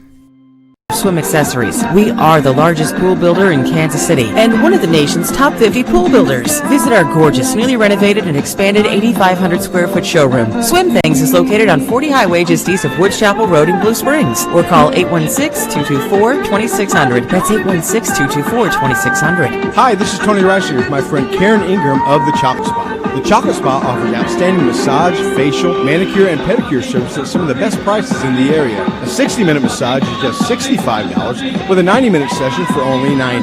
I've been a proud client for over 10 years and enjoy buying gift cards for family, friends, and clients. The Chocolate Spa is located at 708 Northwest R.D. Mize Road, Suite F in Blue Springs. Schedule your appointment at 816-726-4590 or online at schedulicity.com. The Chocolate Spa. Karen has your back and your hands and feet too. CarStar Blue Springs is your high-quality auto collision repair facility located at 40 Highway and Woods Chapel in Blue Springs. CarStar Blue Springs specializes in all vehicles and provides a safe environment for its customers. CarStar Blue Springs uses state-of-the-art unibody and frame repair equipment, and all repairs are performed by I-CAR-trained technicians. CarStar Blue Springs also provides expert color matching, pickup and delivery, towing and rent-a-car assistance, and a lifetime warranty, as well as a 5-year nationwide warranty. CarStar Blue Springs at 220-1100. That's 220-1100. CarStar Blue Springs. Relax. We'll take it from here. Hi friends, this is Melinda Bowman with BR Carpet. Thank you for voting BR Carpet the best carpet and flooring store in Eastern Jackson County. Our clients love our huge selection of all types of flooring and the best prices around. If you haven't experienced our personalized client-focused service, what are you waiting for? Locally owned, residential and commercial, BR Carpet is always more than a great floor. BR Carpet, 1901 Northwest Jefferson Street in Blue Springs, 816-224-0777. Online, visit us at brcarpet.com. Welcome back to the BR Carpet Halftime Show here on Vision Sports and Real Country, 1030 a.m. KCWJ, I'm Tony Reisinger, and thank you for tuning in as we are honored that you've tuned into us for our 24th season of Wildcats and Jaguars football on the radio. We want to thank all of our great sponsors who make this broadcast possible. They're outstanding people and businesses that love Blue Springs and are proud to support our schools and activities. Please consider doing business with them where you're in the market for their products and services. It's time now for the Sonic School Salute, presented by the 6 Sonic drive-in locations in the Blue Springs School District. Remember, it's not just good, it's Sonic good. The Reisinger Sonic Group has been a proud sponsor and supporter of Wildcats and Jaguars athletics and activities for 30 years. Tonight we're not going to only salute one school. We salute all schools, administrators, all faculty, all staff, all bus drivers, students, and parents in the Blue Springs School District. It takes a village to make one of the most outstanding school districts in the state, region, and country. And as a team, these people make the BSSD the outstanding and respected entity it is. To each of you, we say, thank you. Now it's time for us to recognize the School Resource Officer of the Week, presented by ORI Restrooms in memory of Officer G.L. Springer. The 2021 school year is underway and off to a great start.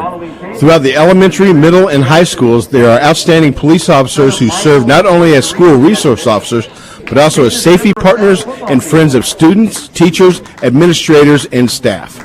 It is also great to see the students smile and give high fives to them before and after school. Tonight, we salute all school resource officers and safety officers in the BSSD. Vision Sports is proud to say thank you.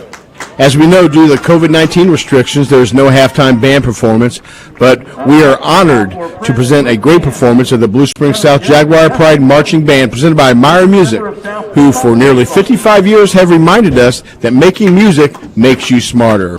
This performance is from the 2019 Bands of America in Indianapolis. Enjoy the Jaguar Pride Marching Band.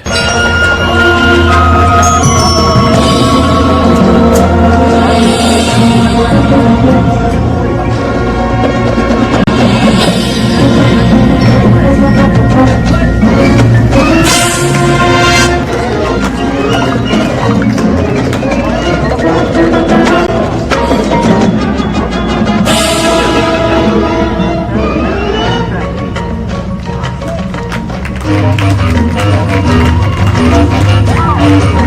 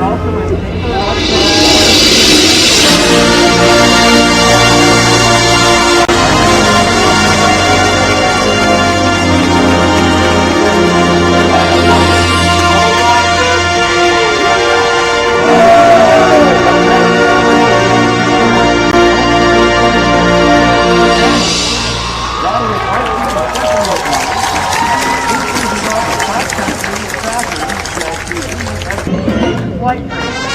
After high school.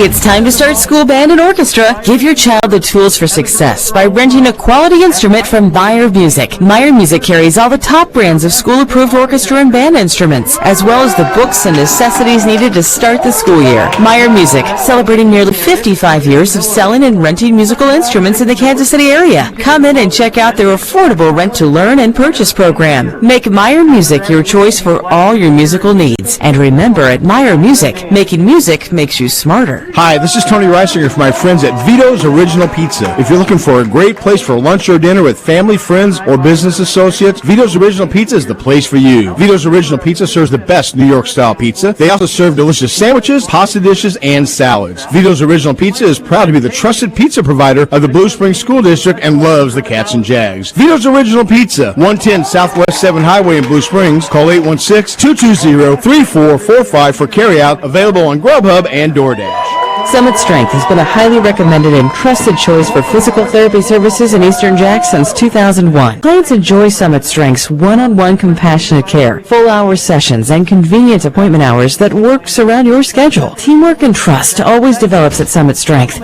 Located at 800 Northwest Main Street in Lee Summit and 1300 Northwest 7 Highway in Blue Springs. Call 816-524-7040 to schedule your appointment or consultation today. Online at summitstrength.com. Christopher Wade, Senior Vice President and Wealth Advisor at PCG Wealth Management, is a longtime resident of Blue Springs and an alumni of Blue Springs High School. Christopher serves as a wealth advisor with over 30 years' experience helping a select group of clients who aspire to have a work-optional lifestyle. If you want to learn more about a work-optional lifestyle, call Christopher Wade at 816-358-2463. Securities offered through LPL Financial, member FINRA, SIPC. Investment advice offered through PCG Wealth Advisors, a registered investment advisor. PCG Wealth Advisors and PCG Wealth Management are separate entities from LPL Financial. Rancho Grande in Blue Springs is proud to sponsor the Cats and Jags on the radio. Come by after the game to celebrate a big win, or anytime for Rancho Grande's daily specials.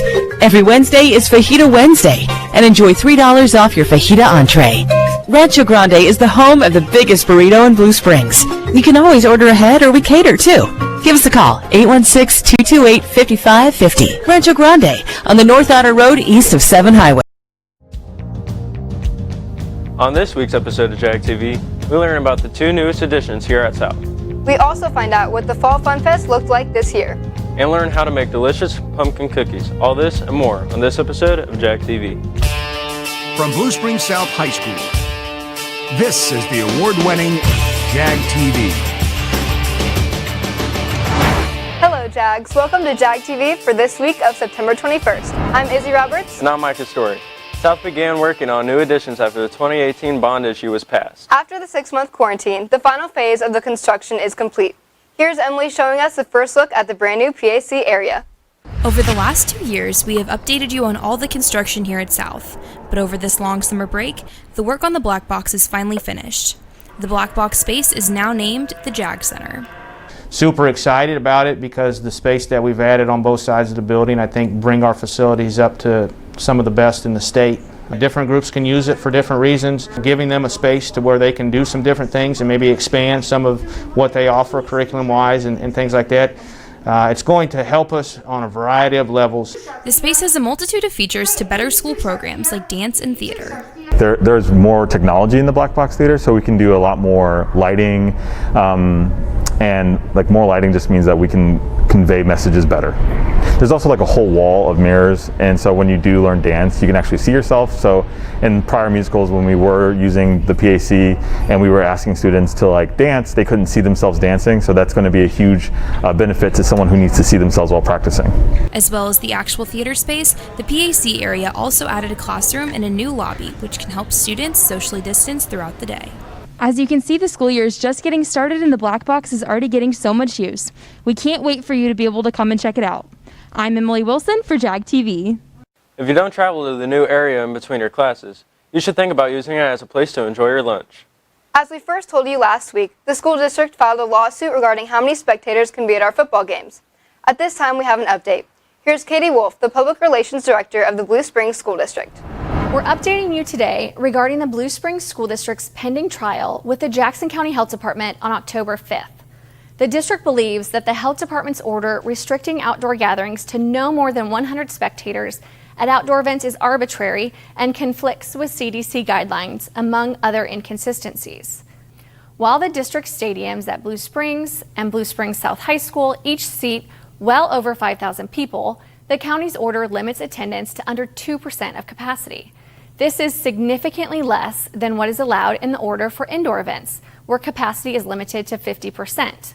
Kansas City, Missouri, and neighboring counties currently have either no limits on outdoor event attendance or a more reasonable limit, such as 25% of capacity. Our priority is providing parents, which includes visiting parents, with a safe environment to watch their students compete, cheer, or perform as a marching band. And we are confident that events held in our stadiums could easily accommodate at least 600 spectators, which is only around 12% of the stadium's capacity, while still allowing ample room for social distancing. Masks would be mandatory and families would sit together. We feel strongly about our legal position and have offered to sit down with county officials prior to trial in an effort to reach a resolution. At this point, we're hopeful that the county will revise the order or allow a provision for all Jackson County schools before the trial date. We're hopeful we can welcome our students and families to our stadiums soon. We will continue to keep you updated. Now, here's Kennedy and Elise with an inside look on the Fall Festival. Fall Fun Fest has been a tradition in Blue Springs for many years. However, due to COVID-19, some changes had to be made. This year, the Chamber of Commerce hosted the Fall Fest. Normally we are all together, and this year we've had to move to satellite locations where you have 4 or 5 booths, and so that there's not a big crowd. We've been fortunate today to have a steady flow, but everybody's so spread out that we've been able to maintain safety, I think. Instead of being grouped together, local businesses and vendors set up tents dotting Highway 7 to allow for social distancing. And a lot of things are just different. I mean, we're trying to push out our curbside popcorn that we have now, where people can order online at millercurbside.com, and then we can just bring it out to your car. But currently we're just selling it outside right now for the festival. Businesses have had to get creative with new ways to sell their products and promote the loved traditions of Fall Fun Fest while adhering to CDC guidelines. There was a great turnout and lots of activities for all ages. Our local vendors didn't let COVID-19 stop this year's Fall Fest. And I'm Elise Edwards. And I'm Kennedy Stevenson for JAG TV. It seems like everyone who went had a blast. If you couldn't make it, there's always next year to look forward to. Coming up after the break, find out which of your favorite fast food places has a new meal. Also get excited to learn a recipe perfect for the fall time. $3 off your fajita entree. Rancho Grande is the home of the biggest burrito in Blue Springs. You can always order ahead or we cater too. Give us a call, 816-228-5550. Rancho Grande on the North Outer Road east of 7 Highway. Joe says, go Jags, go Cats.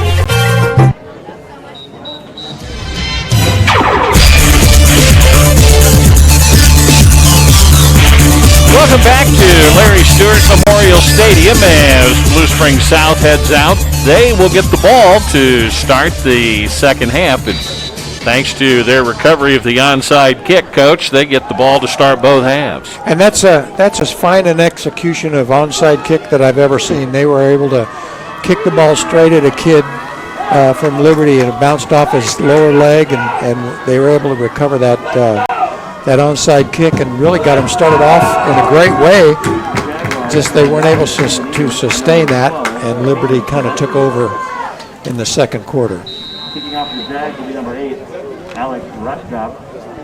Lanier, and back deep for Blue Springs, Caleb Sylvester, and Alec Rockjob will kick a line drive that's going to bounce through and is scooped up the 10-yard line by Lanier, and he's going to get out over the 20 to the 25, and that's where the Jags will start it. First down and 10. Next week, we continue our tour of Blue Springs South as they head to Raymore Peculiar to take on the Ray-Pec Panthers, who are now, I think, at halftime tied with Lee Summit West, 21-21. Lee Summit West came back from that. They were behind, weren't they? They were down by 2 touchdowns, 21-7.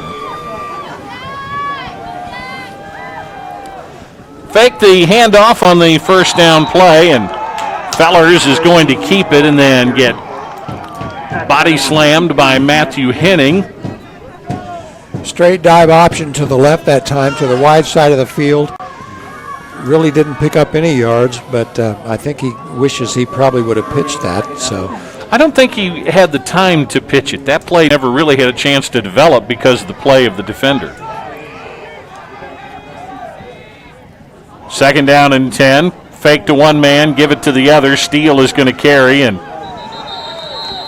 they were ready for that play as well, this time coming out of there after leading the charge, Jalen Weston for Liberty. Yeah, that's Bubalow's favorite call. That's the crossbuck action. And by that, I think they did a lot of film work and schemed that play pretty well. Right, and so now it's 3rd and 10. Actually, they were lucky to get back to the line of scrimmage the way the defensive line for Liberty played that. You've got 4 guys to the near side. And Overstreet will go in motion. They'll fake to him, and Fellers has no chance, though he does get away, maintains his balance, sheds another tackler, and fights his way out to the 35, where he'll be a yard short of the first down. Running for his life after the blocking broke down, and he was able to break 2 major tackles and come within 2 yards of picking up the first down. He's closer than that. They're going to say a yard. Had it listed as 2 feet. And they're going to go for it. And the handoff, and that should be good for a first down. Be very, very close along the far side. If you're wearing a Liberty jersey, you say that they didn't make it, and based on where they're spotting the ball, he didn't make it. It's going to be short, yeah. He had to get to the 36, and they're spotting it at the 35, and I don't think that's a bad spot. He looked a little bit short to me.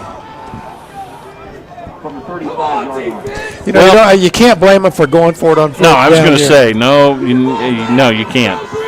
Because you're already down 21-6. Right.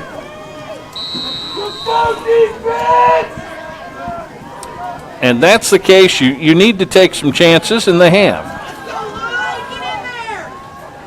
Dennis goes in motion. Williams gets the handoff, and he's going to spin and get down close to the 30-yard line. There's the, it's kind of option action, but that's the trap play inside that they've had good success with. They picked up 5 yards that time.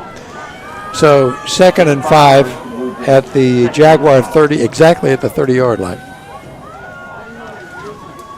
They crowned the homecoming king and queen just a few moments ago. We'll give that information to you as Williams gets the handoff, and he's going to lose back the yardage that he gained on first down. He gets tackled back at the 35.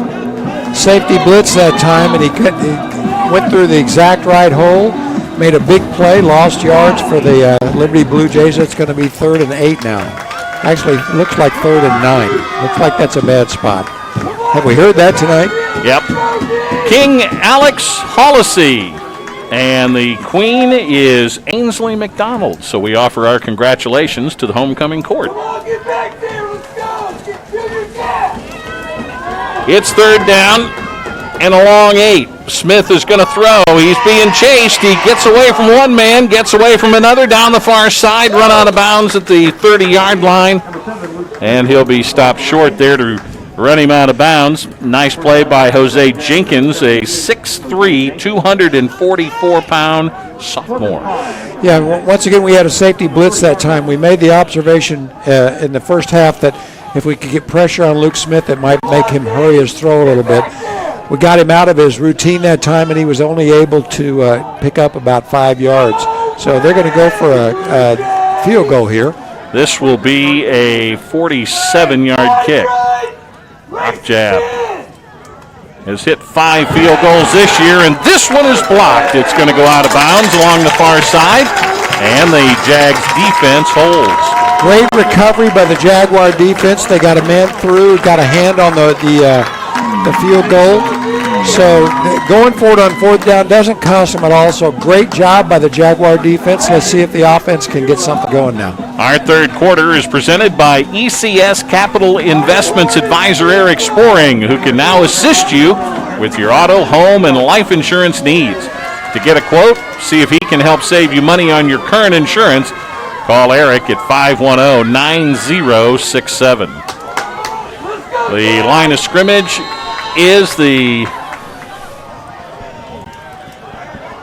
33-yard line. Fellers with Steele in motion, steps up, he's being chased. Now he's going to get away.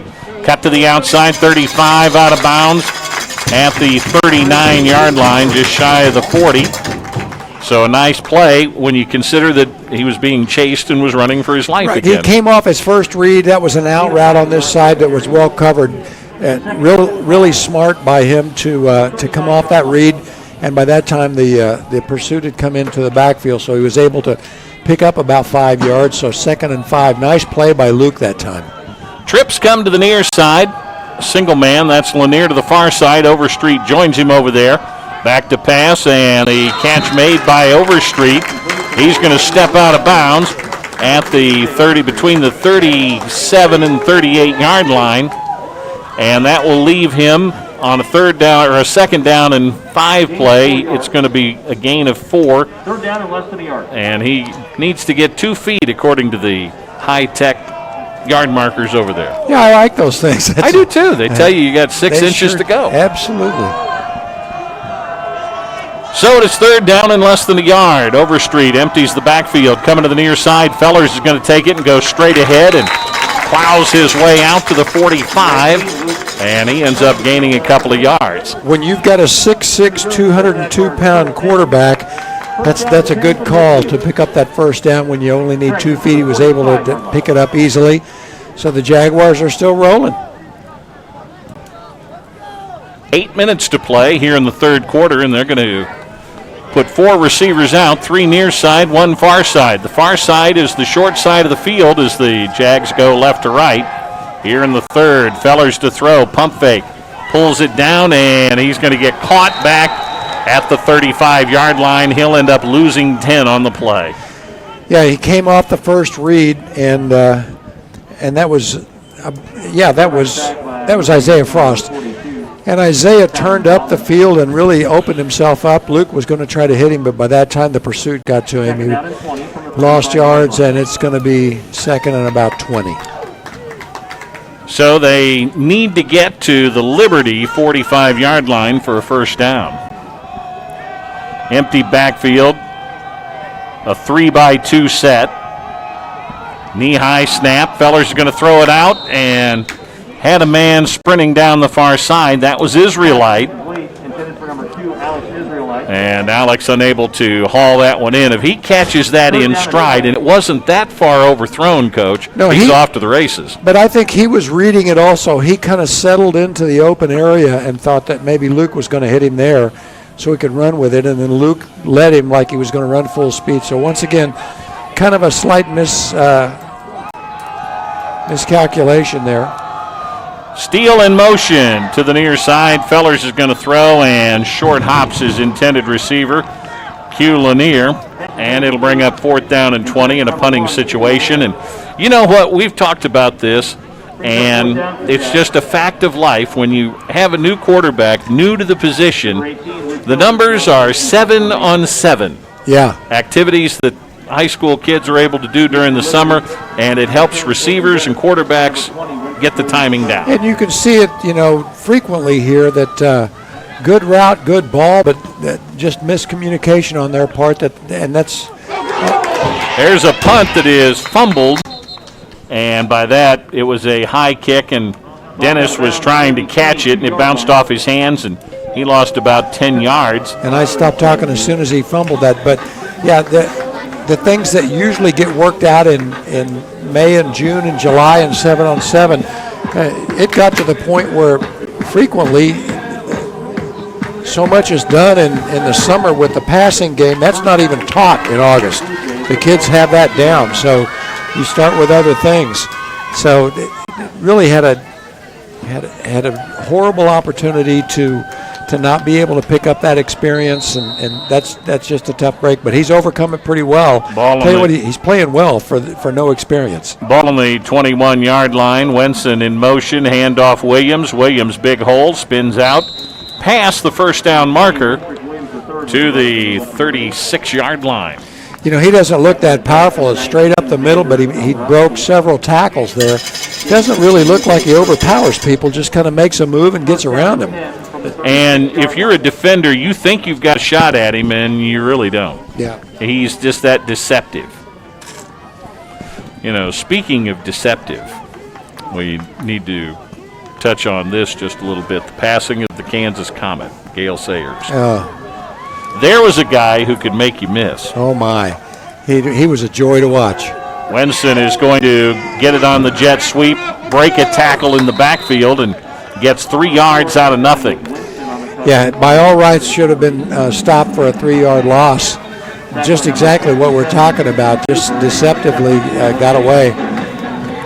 Now, Gale Sayers, mid-60s in Chicago.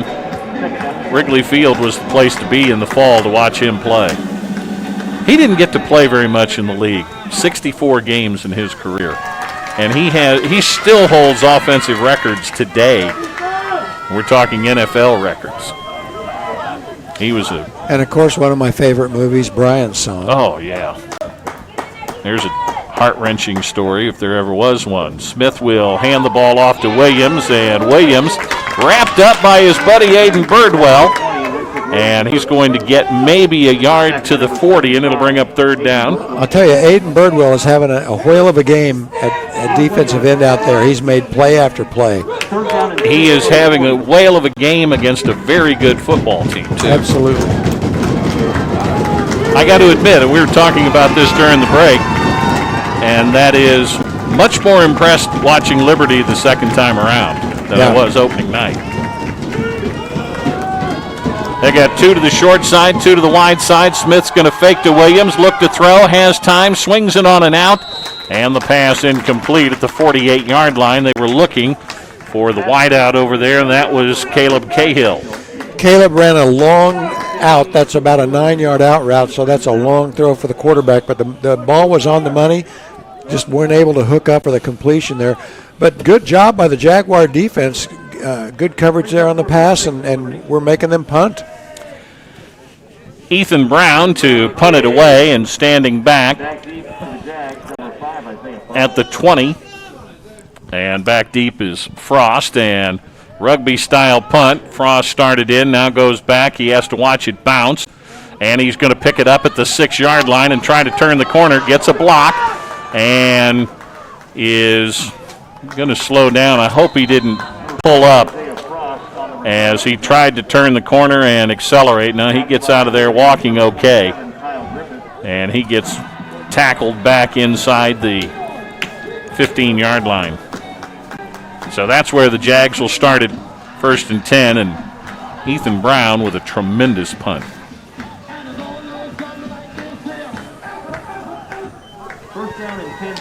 4:38 remaining here in the third quarter. It's been a stalemate here in the quarter. 21-6 was our halftime score. The Jag defense has picked it up a little bit and been able to stop that Liberty rushing attack. Fellers with Steele and Overstreet in the backfield, and now Steele is going to move out and move into the slot, be the third receiver out to the left side, and Fellers is going to run the option and keep it himself, try to break a tackle. That's very difficult. Is one guy trying to haul him down from behind, grabbed a hold of his trousers. That's Talon Bauman. That's the speed option. That there's no fake to it. He just steps toward the defensive end, and I think the defensive end had better position on him than he thought. So gained a yard. It's 2nd down and 9. If I played quarterback, it would definitely not be called the speed option. One back in the backfield, a 2-by-1 set, and the handoff. And got to be honest with you, Coacher, Liberty is doing a very good job in kind of dominating things up front and making the running game hard to negotiate for Blue Springs South. That was Overstreet, and he gains about a yard. Both defenses this second half have played well against the run. It's kind of a punting contest at this point. And with that tremendous punt that Liberty came up with the last series, that Blue Springs South is kind of backed up. And Fellers is going to throw, rolling to the near side. He's going to run out of room and throw it up for grabs, and I believe the ball is caught. Oh, my. At the 30-yard line. That ball was hauled in by the tight end, Owen Gish, 6'5", 220-pound junior. Owen had 3 Liberty defenders around him, and I don't know if he jumped up to get it or just reached back, but he came up with a huge play there. That's a tremendous first down. Ball at the 30-yard line for the Jags. They're kind of moving out of their own shadow of their end zone. Empty backfield for Fellers with a 3-by-1 set, or is it a 1-by-3? Low snap. Fellers is going to get it and go. Straight up the middle, 35-40, first down, 45-50, into Liberty territory. He's going to be dropped just shy of the 46-yard line. It ended up being a quarterback draw. I'm not sure that's what it was planned to be, but the snap was low, so he just took advantage of that and broke some tackles running straight up the middle. He's a load when he starts running the ball. The third quarter brought to you by ECS Capital Investments Advisor Eric Sporing. For your insurance needs, give Eric a call, 510-9067, swinging out on an out pattern. Ball is tipped and caught at the 40-yard line and taken for a first down. There's a flag, however, at the 38. That ball was caught by Q Lanier, and he was in a lot of traffic. Let's hope that doesn't get called back. It's a face mask against Liberty. Well, Isaiah Frost touched it. Then the defensive back, number 18, I believe, he touched it for Liberty, yeah. And then Q was able to just pick that ball out of the air and pick us some good yards. And with the penalty, inadvertent face mask, it goes down to the 29-yard line. We need to run that play again where 4 people touch it and Q gets it and runs. 2:49 remaining here in the third. A 1-by-4 set, empty backfield. Man in motion is Overstreet. Snap, a ground ball through the legs of Fellers, and he will fall on it back at the 47. That's too bad. So it is now 2nd and 27. They've got to get to the 20-yard line. And the clock runs with 2:20 remaining here in the third.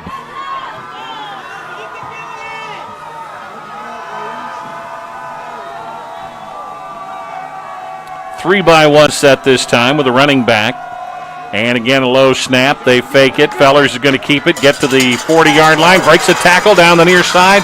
And he steps out as he gets to the 30. So no offense, he got what they lost back. And he's looking at third down and basically 10 to go. Yeah, it's a great job. Once again, a low snap, but he was able to turn it into a quarterback draw. And once, just like we said before, when he gets in the open field, he's a load to bring down. So he stepped out of bounds rather than get tackled. So it gives us a shot from the 30-yard line to pick up a first down. 1:58 to go here in quarter number 3. A 2-by-3 look, 3 to the wide side.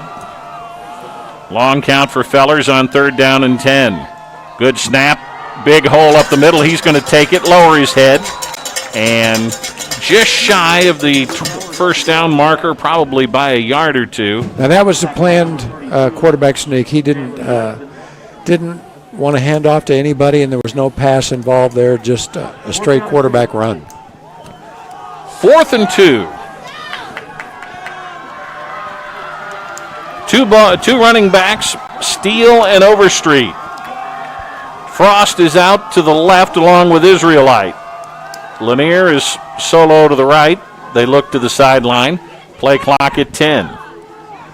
The running backs switch sides. Steele on the right, Overstreet on the left. Hand the ball off to Steele, and penalty is going to be called, and he was stopped short. Yeah, I don't think he made it to the 20-yard line. Once again, we run the crossback action. Procedure, and the play was stopped before it really got underway, so they'll get an opportunity to run a 4th down and 7 play. Somebody moved too soon, evidently.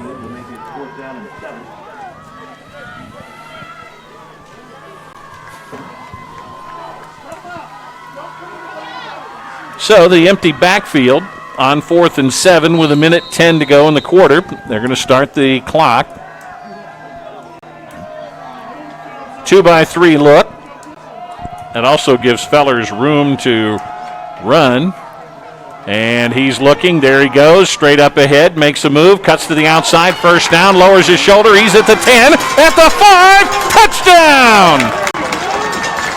Once again, a quarterback draw. Once he got into the secondary, put a move on a linebacker and simply beat the corner to the outside to left side of the end zone.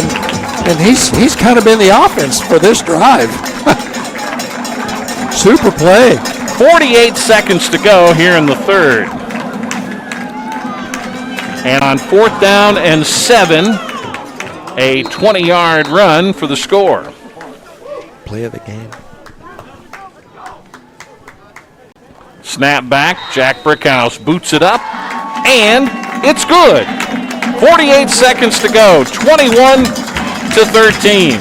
Liberty has the lead. Back with the Blue Spring South kickoff after this from Vision Sports on KCWJ. All this took was a pristine SAT, ACT, and GPA. Before that, a healthy dose of travel field hockey, volunteering, the arts, and 18 years of everything else. Sending a kid to college is overwhelming. But to solve the big challenges of tomorrow, start with simple steps today. If you're ready to start, we're ready to help. So let's get started at countryfinancial.com. Call your financial representative, Isaiah Bragg, at 816-795-6340.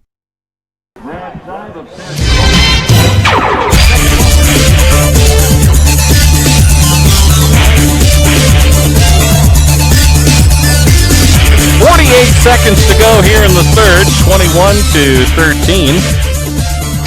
And Luke Fellers picking up his second rushing touchdown of the year, his longest run of the year, according to our numbers, at 20 yards. Number 20. And there's 4 guys, 5, 6, 7, 8 within 15 yards of the line where they need to protect for the onside kick. Nobody behind the 25.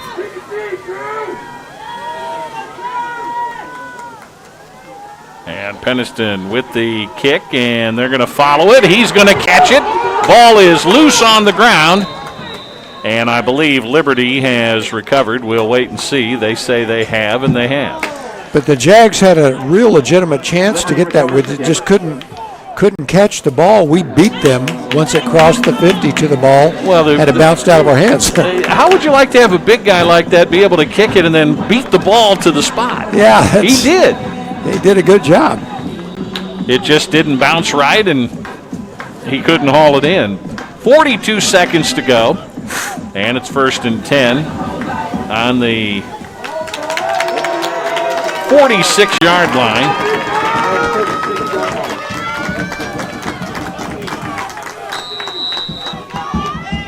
A 21-13 Liberty lead. They've got a receiver to the near side, 1-by-2 look, and Williams is going to get stacked up after a gain of about a yard out to the 47. Sean Rojas did a great job on that stop it, slowing him down, and then another couple of Jags piled on this second and it says 10, but it's actually 2nd and 9. They gained a yard on that play. Nice job by the Jag defense. I'm not sure they've got the start of the drive in the right spot, so that's why it looks like they gained 2. Gained a yard.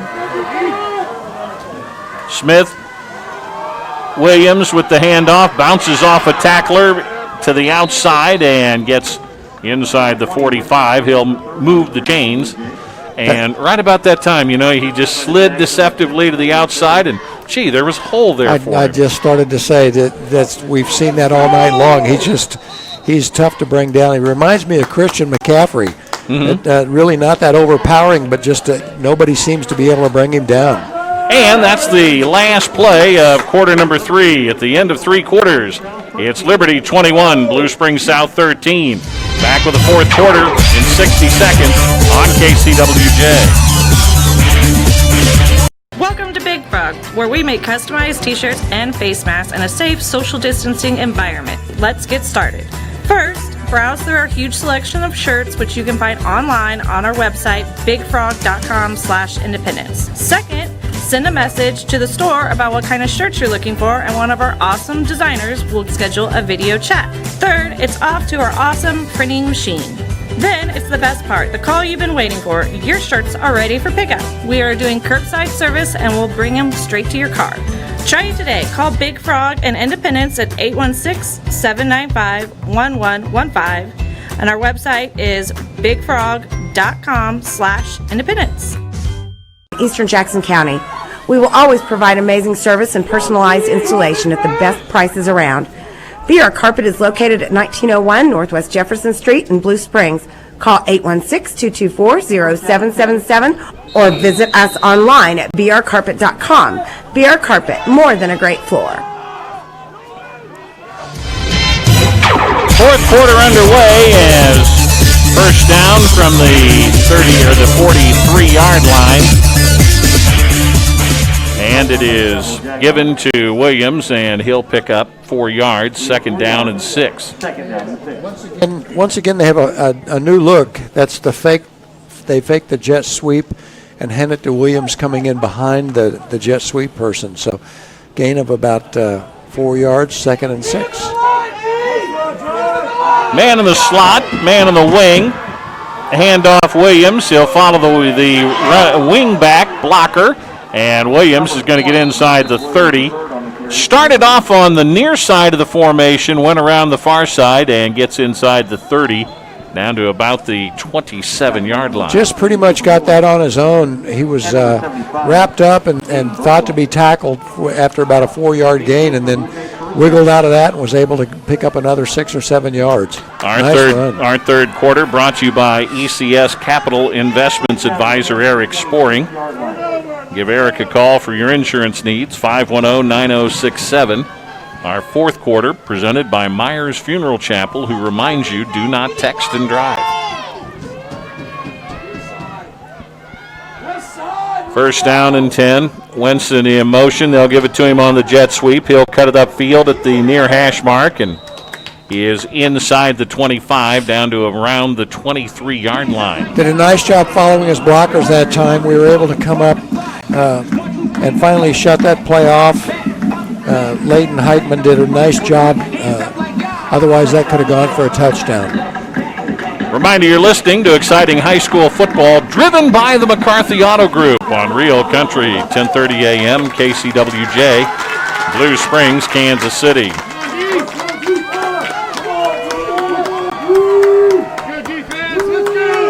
Williams the lone setback. Dennis goes in motion. Williams gets it. Williams breaks a tackle, still to the outside, and gets away at the 15. A couple of guys hop on his back, and he is down at the 13-yard line. Once again, stopped at the line of scrimmage, just kept his legs going, and came off the pile and was able to pick up the first down after the initial contact at the line of scrimmage. Take a look at some scores on the Christian Brothers out of scoreboard in game. 1:46 to go in the third. Liberty North with a running clock. They lead Blue Springs 42-0. 2:05 to go. Liberty North, or Lee Summit North, leads Free State 42-10. 6:20 to go. Third quarter, 24-10. Park Hill leads Lee Summit. And the handoff. Williams again. This time he trips over the gremlin at the 14-yard line, falls to the 13. He just his feet caught on the turf, and down he went. Well, that's been the most effective tackle on him all night. So, other scores: 3:44 remaining in the third. Lee Summit West with 21 straight points. They lead Ray-Pec 28-21. There's a surprise. Not really. Ray-Pec gets into the mode where they kind of lose their focus at times, and Titans have come back on them. Williams, they fake to him. Smith, big hole. He gets inside the 10, and is going to be down to about the 8. The other scores: Grain Valley with a 35-7 lead against Kearney inside a minute to play in the third, and with a minute 19 to go up north, Platte County with a 21-7 lead over Smithville.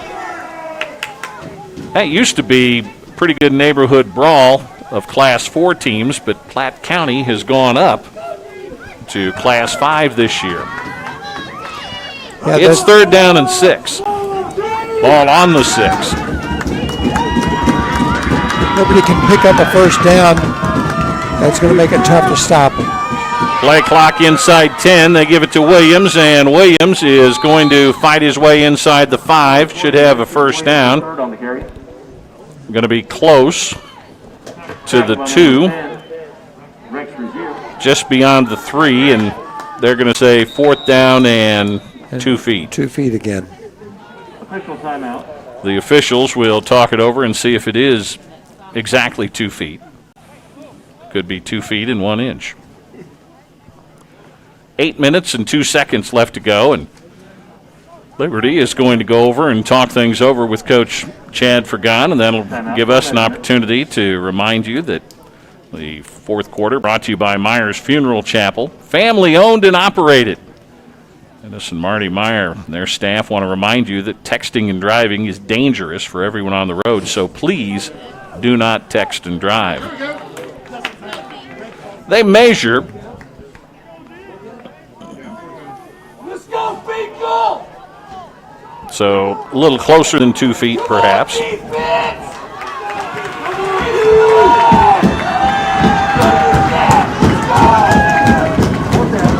Very, very close, and it's fourth down, and Smith started under center. Now he backs up, and they start the clock. He ducks under center. He sneaks it forward, and he gets the first down and could be close to the goal line. A couple of kids raised their hands up, just a basic quarterback sneak behind the left guard. I think that's wishful thinking on their part, though. But they are going to get the first down, so it's first down and goal. They're inside the 1. First and goal for Liberty from the 1. And now literally probably close to 2 feet from the goal line. So Williams, who's already scored 3 times, is about to try and make it 4, and he does. He waltzes into the end zone. Nice hole for him. And Williams with his 3rd, make it his 4th touchdown of the game. 7:31 to go, and it's 27-13.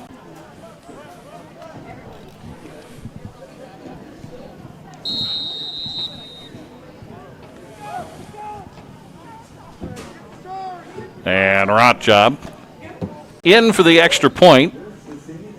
Snap back, the ball is down, the kick is up, and it is good. 28-13, Liberty with the lead. 7:31 to play. Back with the Blue Jay kickoff after this from Vision Sports on KCWJ. Dahlquist Dental has been proudly serving Blue Springs and the community for nearly 40 years. They offer family dentistry to all ages, sedation dentistry, wisdom teeth extractions, and implant surgery. When it comes to insurance, they accept Delta Dental and all PPO insurance plans. And if you're on a very tight budget, payment plans are offered through Care Credit. Find out why so many have trusted Dahlquist Dental for nearly 4 decades. They're located just off the outer road in Blue Springs. Give us a call or visit us at our website, dahlquistdental.com. We'll see you soon.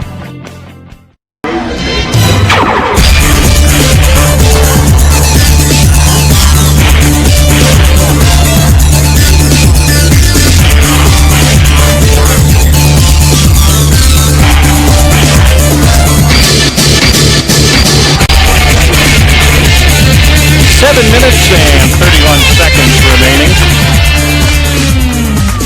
It is 28-13. And Liberty getting set to kick it away. Do you feel like you're all alone, Coach? No, I've got a lot of friends up here. I feel like we can have a good handle on the weather because we got Pete Grigsby up here.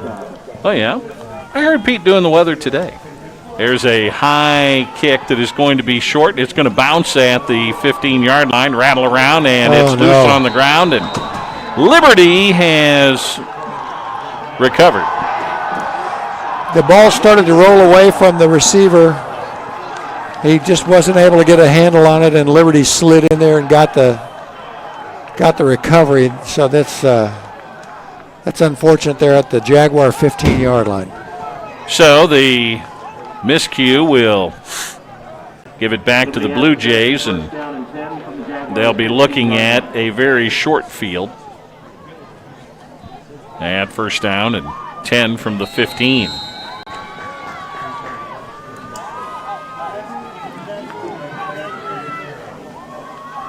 And once they get the game clock going, I would imagine that they'll try to keep it going and shorten what's left. Man comes in motion, and the handoff. Williams is going to get it down to the 10. Be very, very close.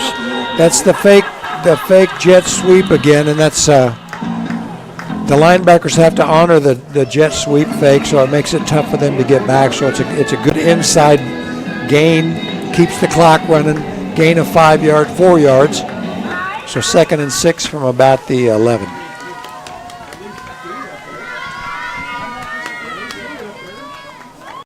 Dennis will come split to the near side. Out there with him is Cahill. And the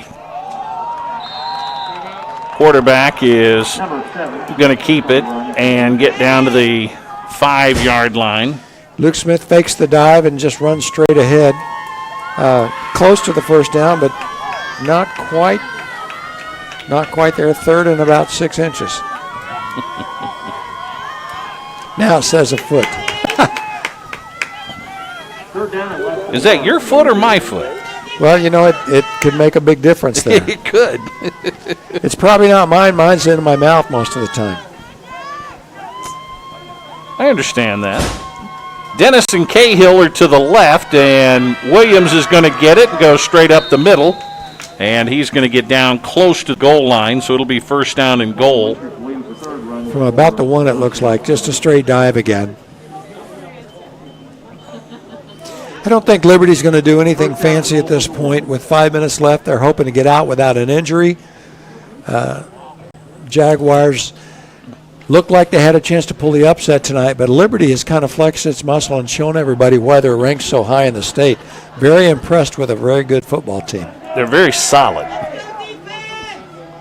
Handoff Williams, and he dives through the hole, just kind of squirted out the other side. If you can imagine having a bar of soap in your hand when your hand is wet and you squeeze it and it squirts through, that's what he looked like coming out on the other side there.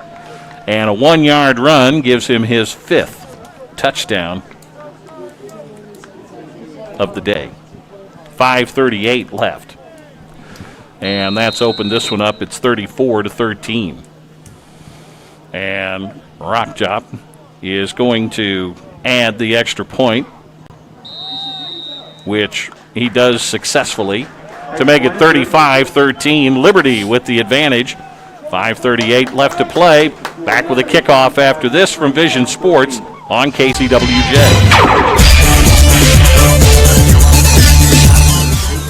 A minor.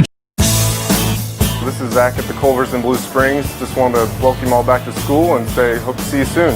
Our drive-thru's been open during this whole time. It's actually faster than ever. We got people out there when we need to, and there's too many cars to take orders, as well as we're getting you in and out and keeping the line moving. So we got some great products in right now.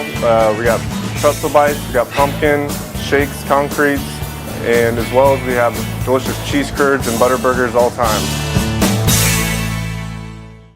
Adjustment.net.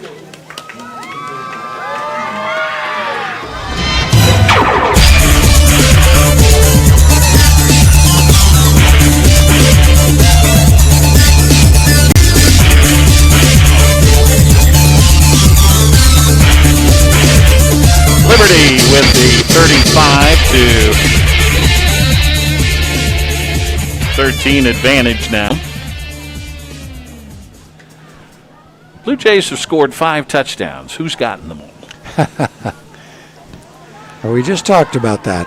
A high kick that is short, going to be taken at the 13-yard line and brought to the near side, and then the return man fumbles the football, and Liberty is going to recover. I believe that was Lanier who had a hand on it, or was it Sylvester? And I don't think that the Jag receiver was down yet, so I think that's going to count.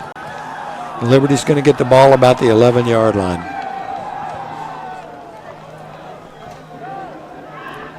Well, one thing, and I know that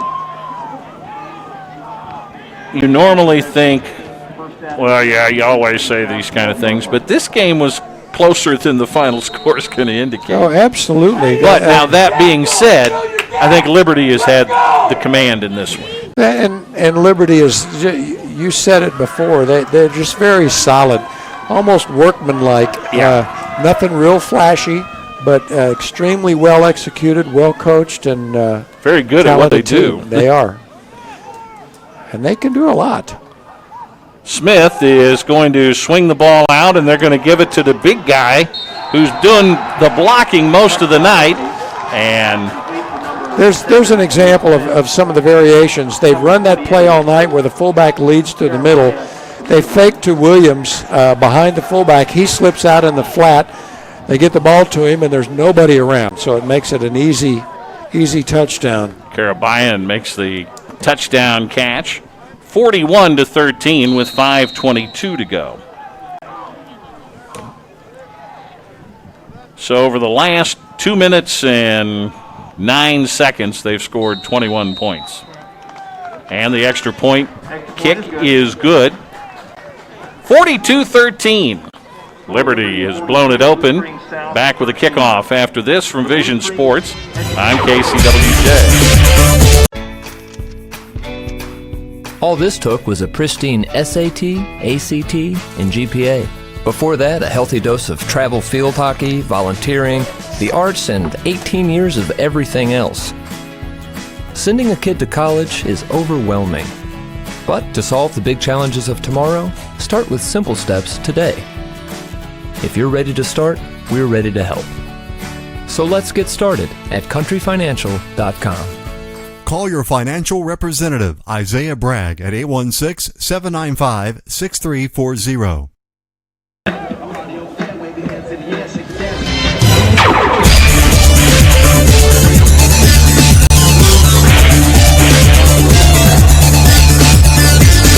42-13. And if you're sitting there thinking, wait a minute, I thought it, or 42-13, it was 21-13 just a few moments ago. And you're right, it was. But whenever you make a mistake, these guys make you pay. And the Jags have made a couple right here, and the officials will not allow them kick off. They were trying to pooch kick. Looks like maybe somebody got across the 40-yard line before they kicked.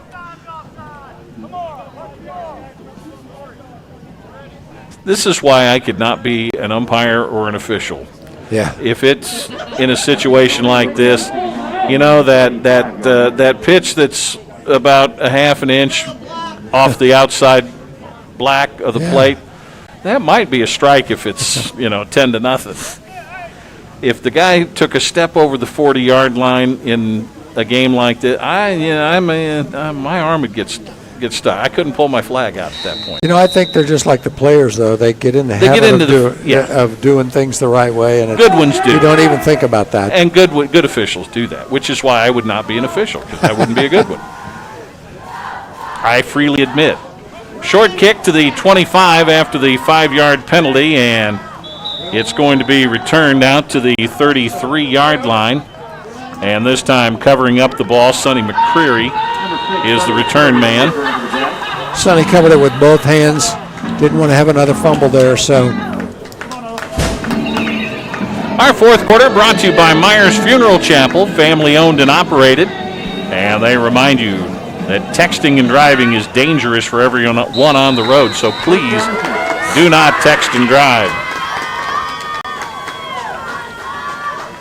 Fellers scored to make it 21-13, and as we've said, Blue Jays have taken advantage of some mistakes. Williams has scored twice from one, and then the touchdown pass of 6 yards. Encroachment penalty against the Blue Jays. And encroachment has been called against Liberty. We can run that play again several times. We can move the ball right down the field. 5:14 remaining. First down and 5. So it's first down, 5 yards to go.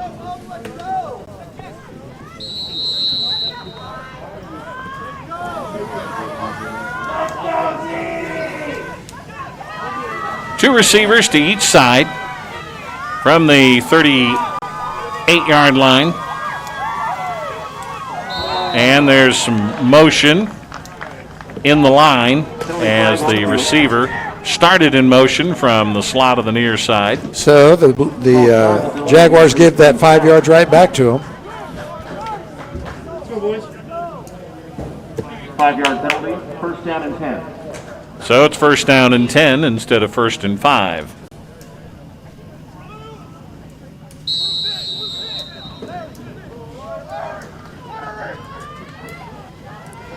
Three receivers. It's a 1-by-3 set, and Fellers is going to hand it off. And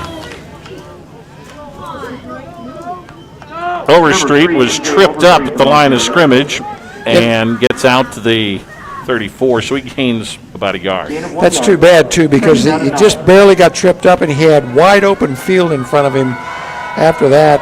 That could have been a big, big play. Just barely missed.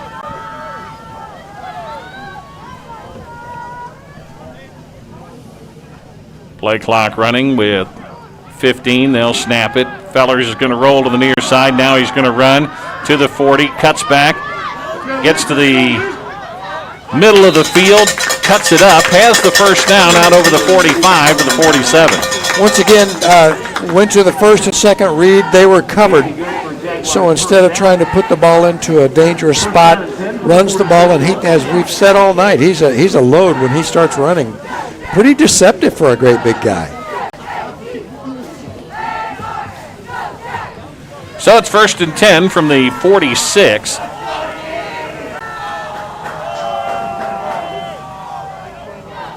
Low snap. Fellers gets it, swings it on and out. Through the hands of Overstreet at the 50, incomplete. And it'll be second and 10. Part of it was that number 48 was bearing down on him, and it was going to be a big hit there. Jeremiah Kayaberban. I'm trying to pronounce that. I didn't do very. How about I just call him Jeremiah? Kabayaban. Kabayaban. Okay. He's the guy that caught the touchdown pass. Overstreet in motion on second down.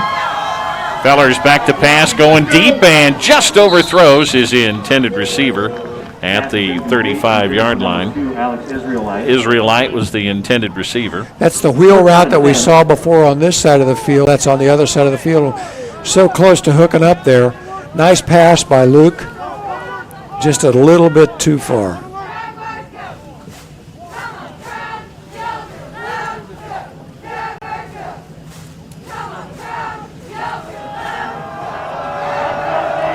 So it's third down.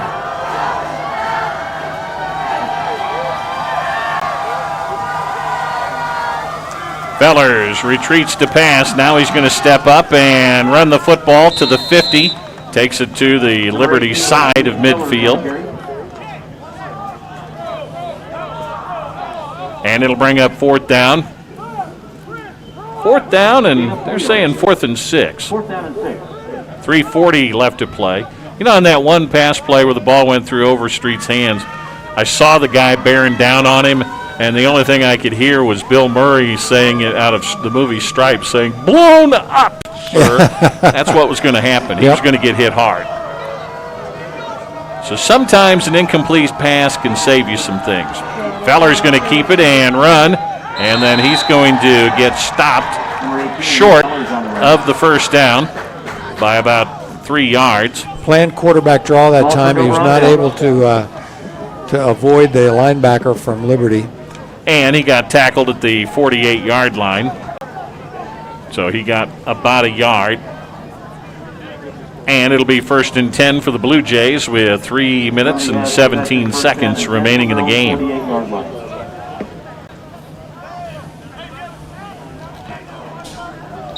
Next Friday night will be down at Raymore Peculiar. The Jags will get to face the Ray-Pec Panthers, who were trailing at last report. Come on! Get him up on the line! New quarterback in the ball game for the Blue Jays. Tyler Leninger, a junior, 6'1", 170 pounds, and they'll hand it off. And Hunter Biesmeyer. No gain. It'll be 2nd down and 10, and the clock is under 3 minutes.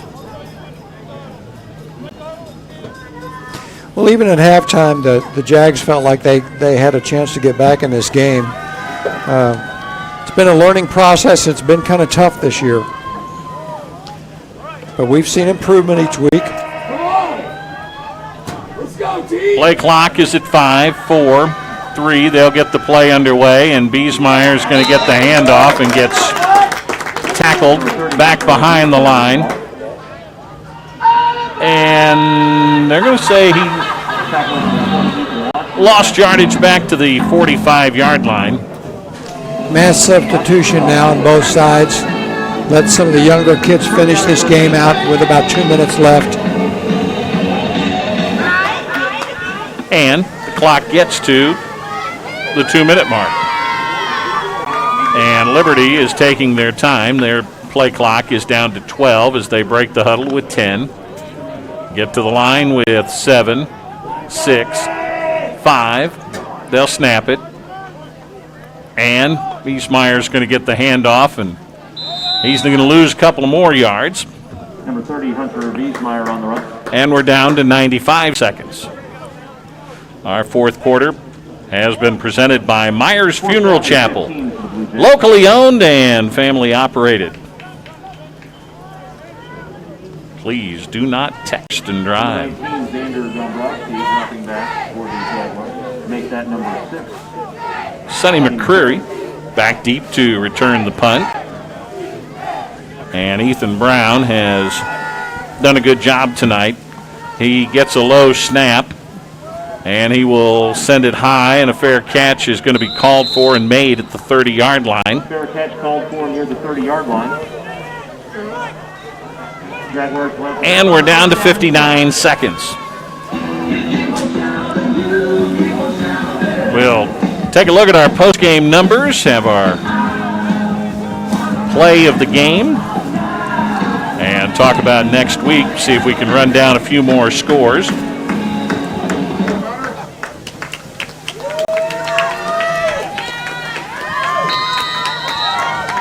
And it looks like that the Jags are going to use this opportunity to get Connor Johnson a few snaps, and he's going to get hauled down from behind.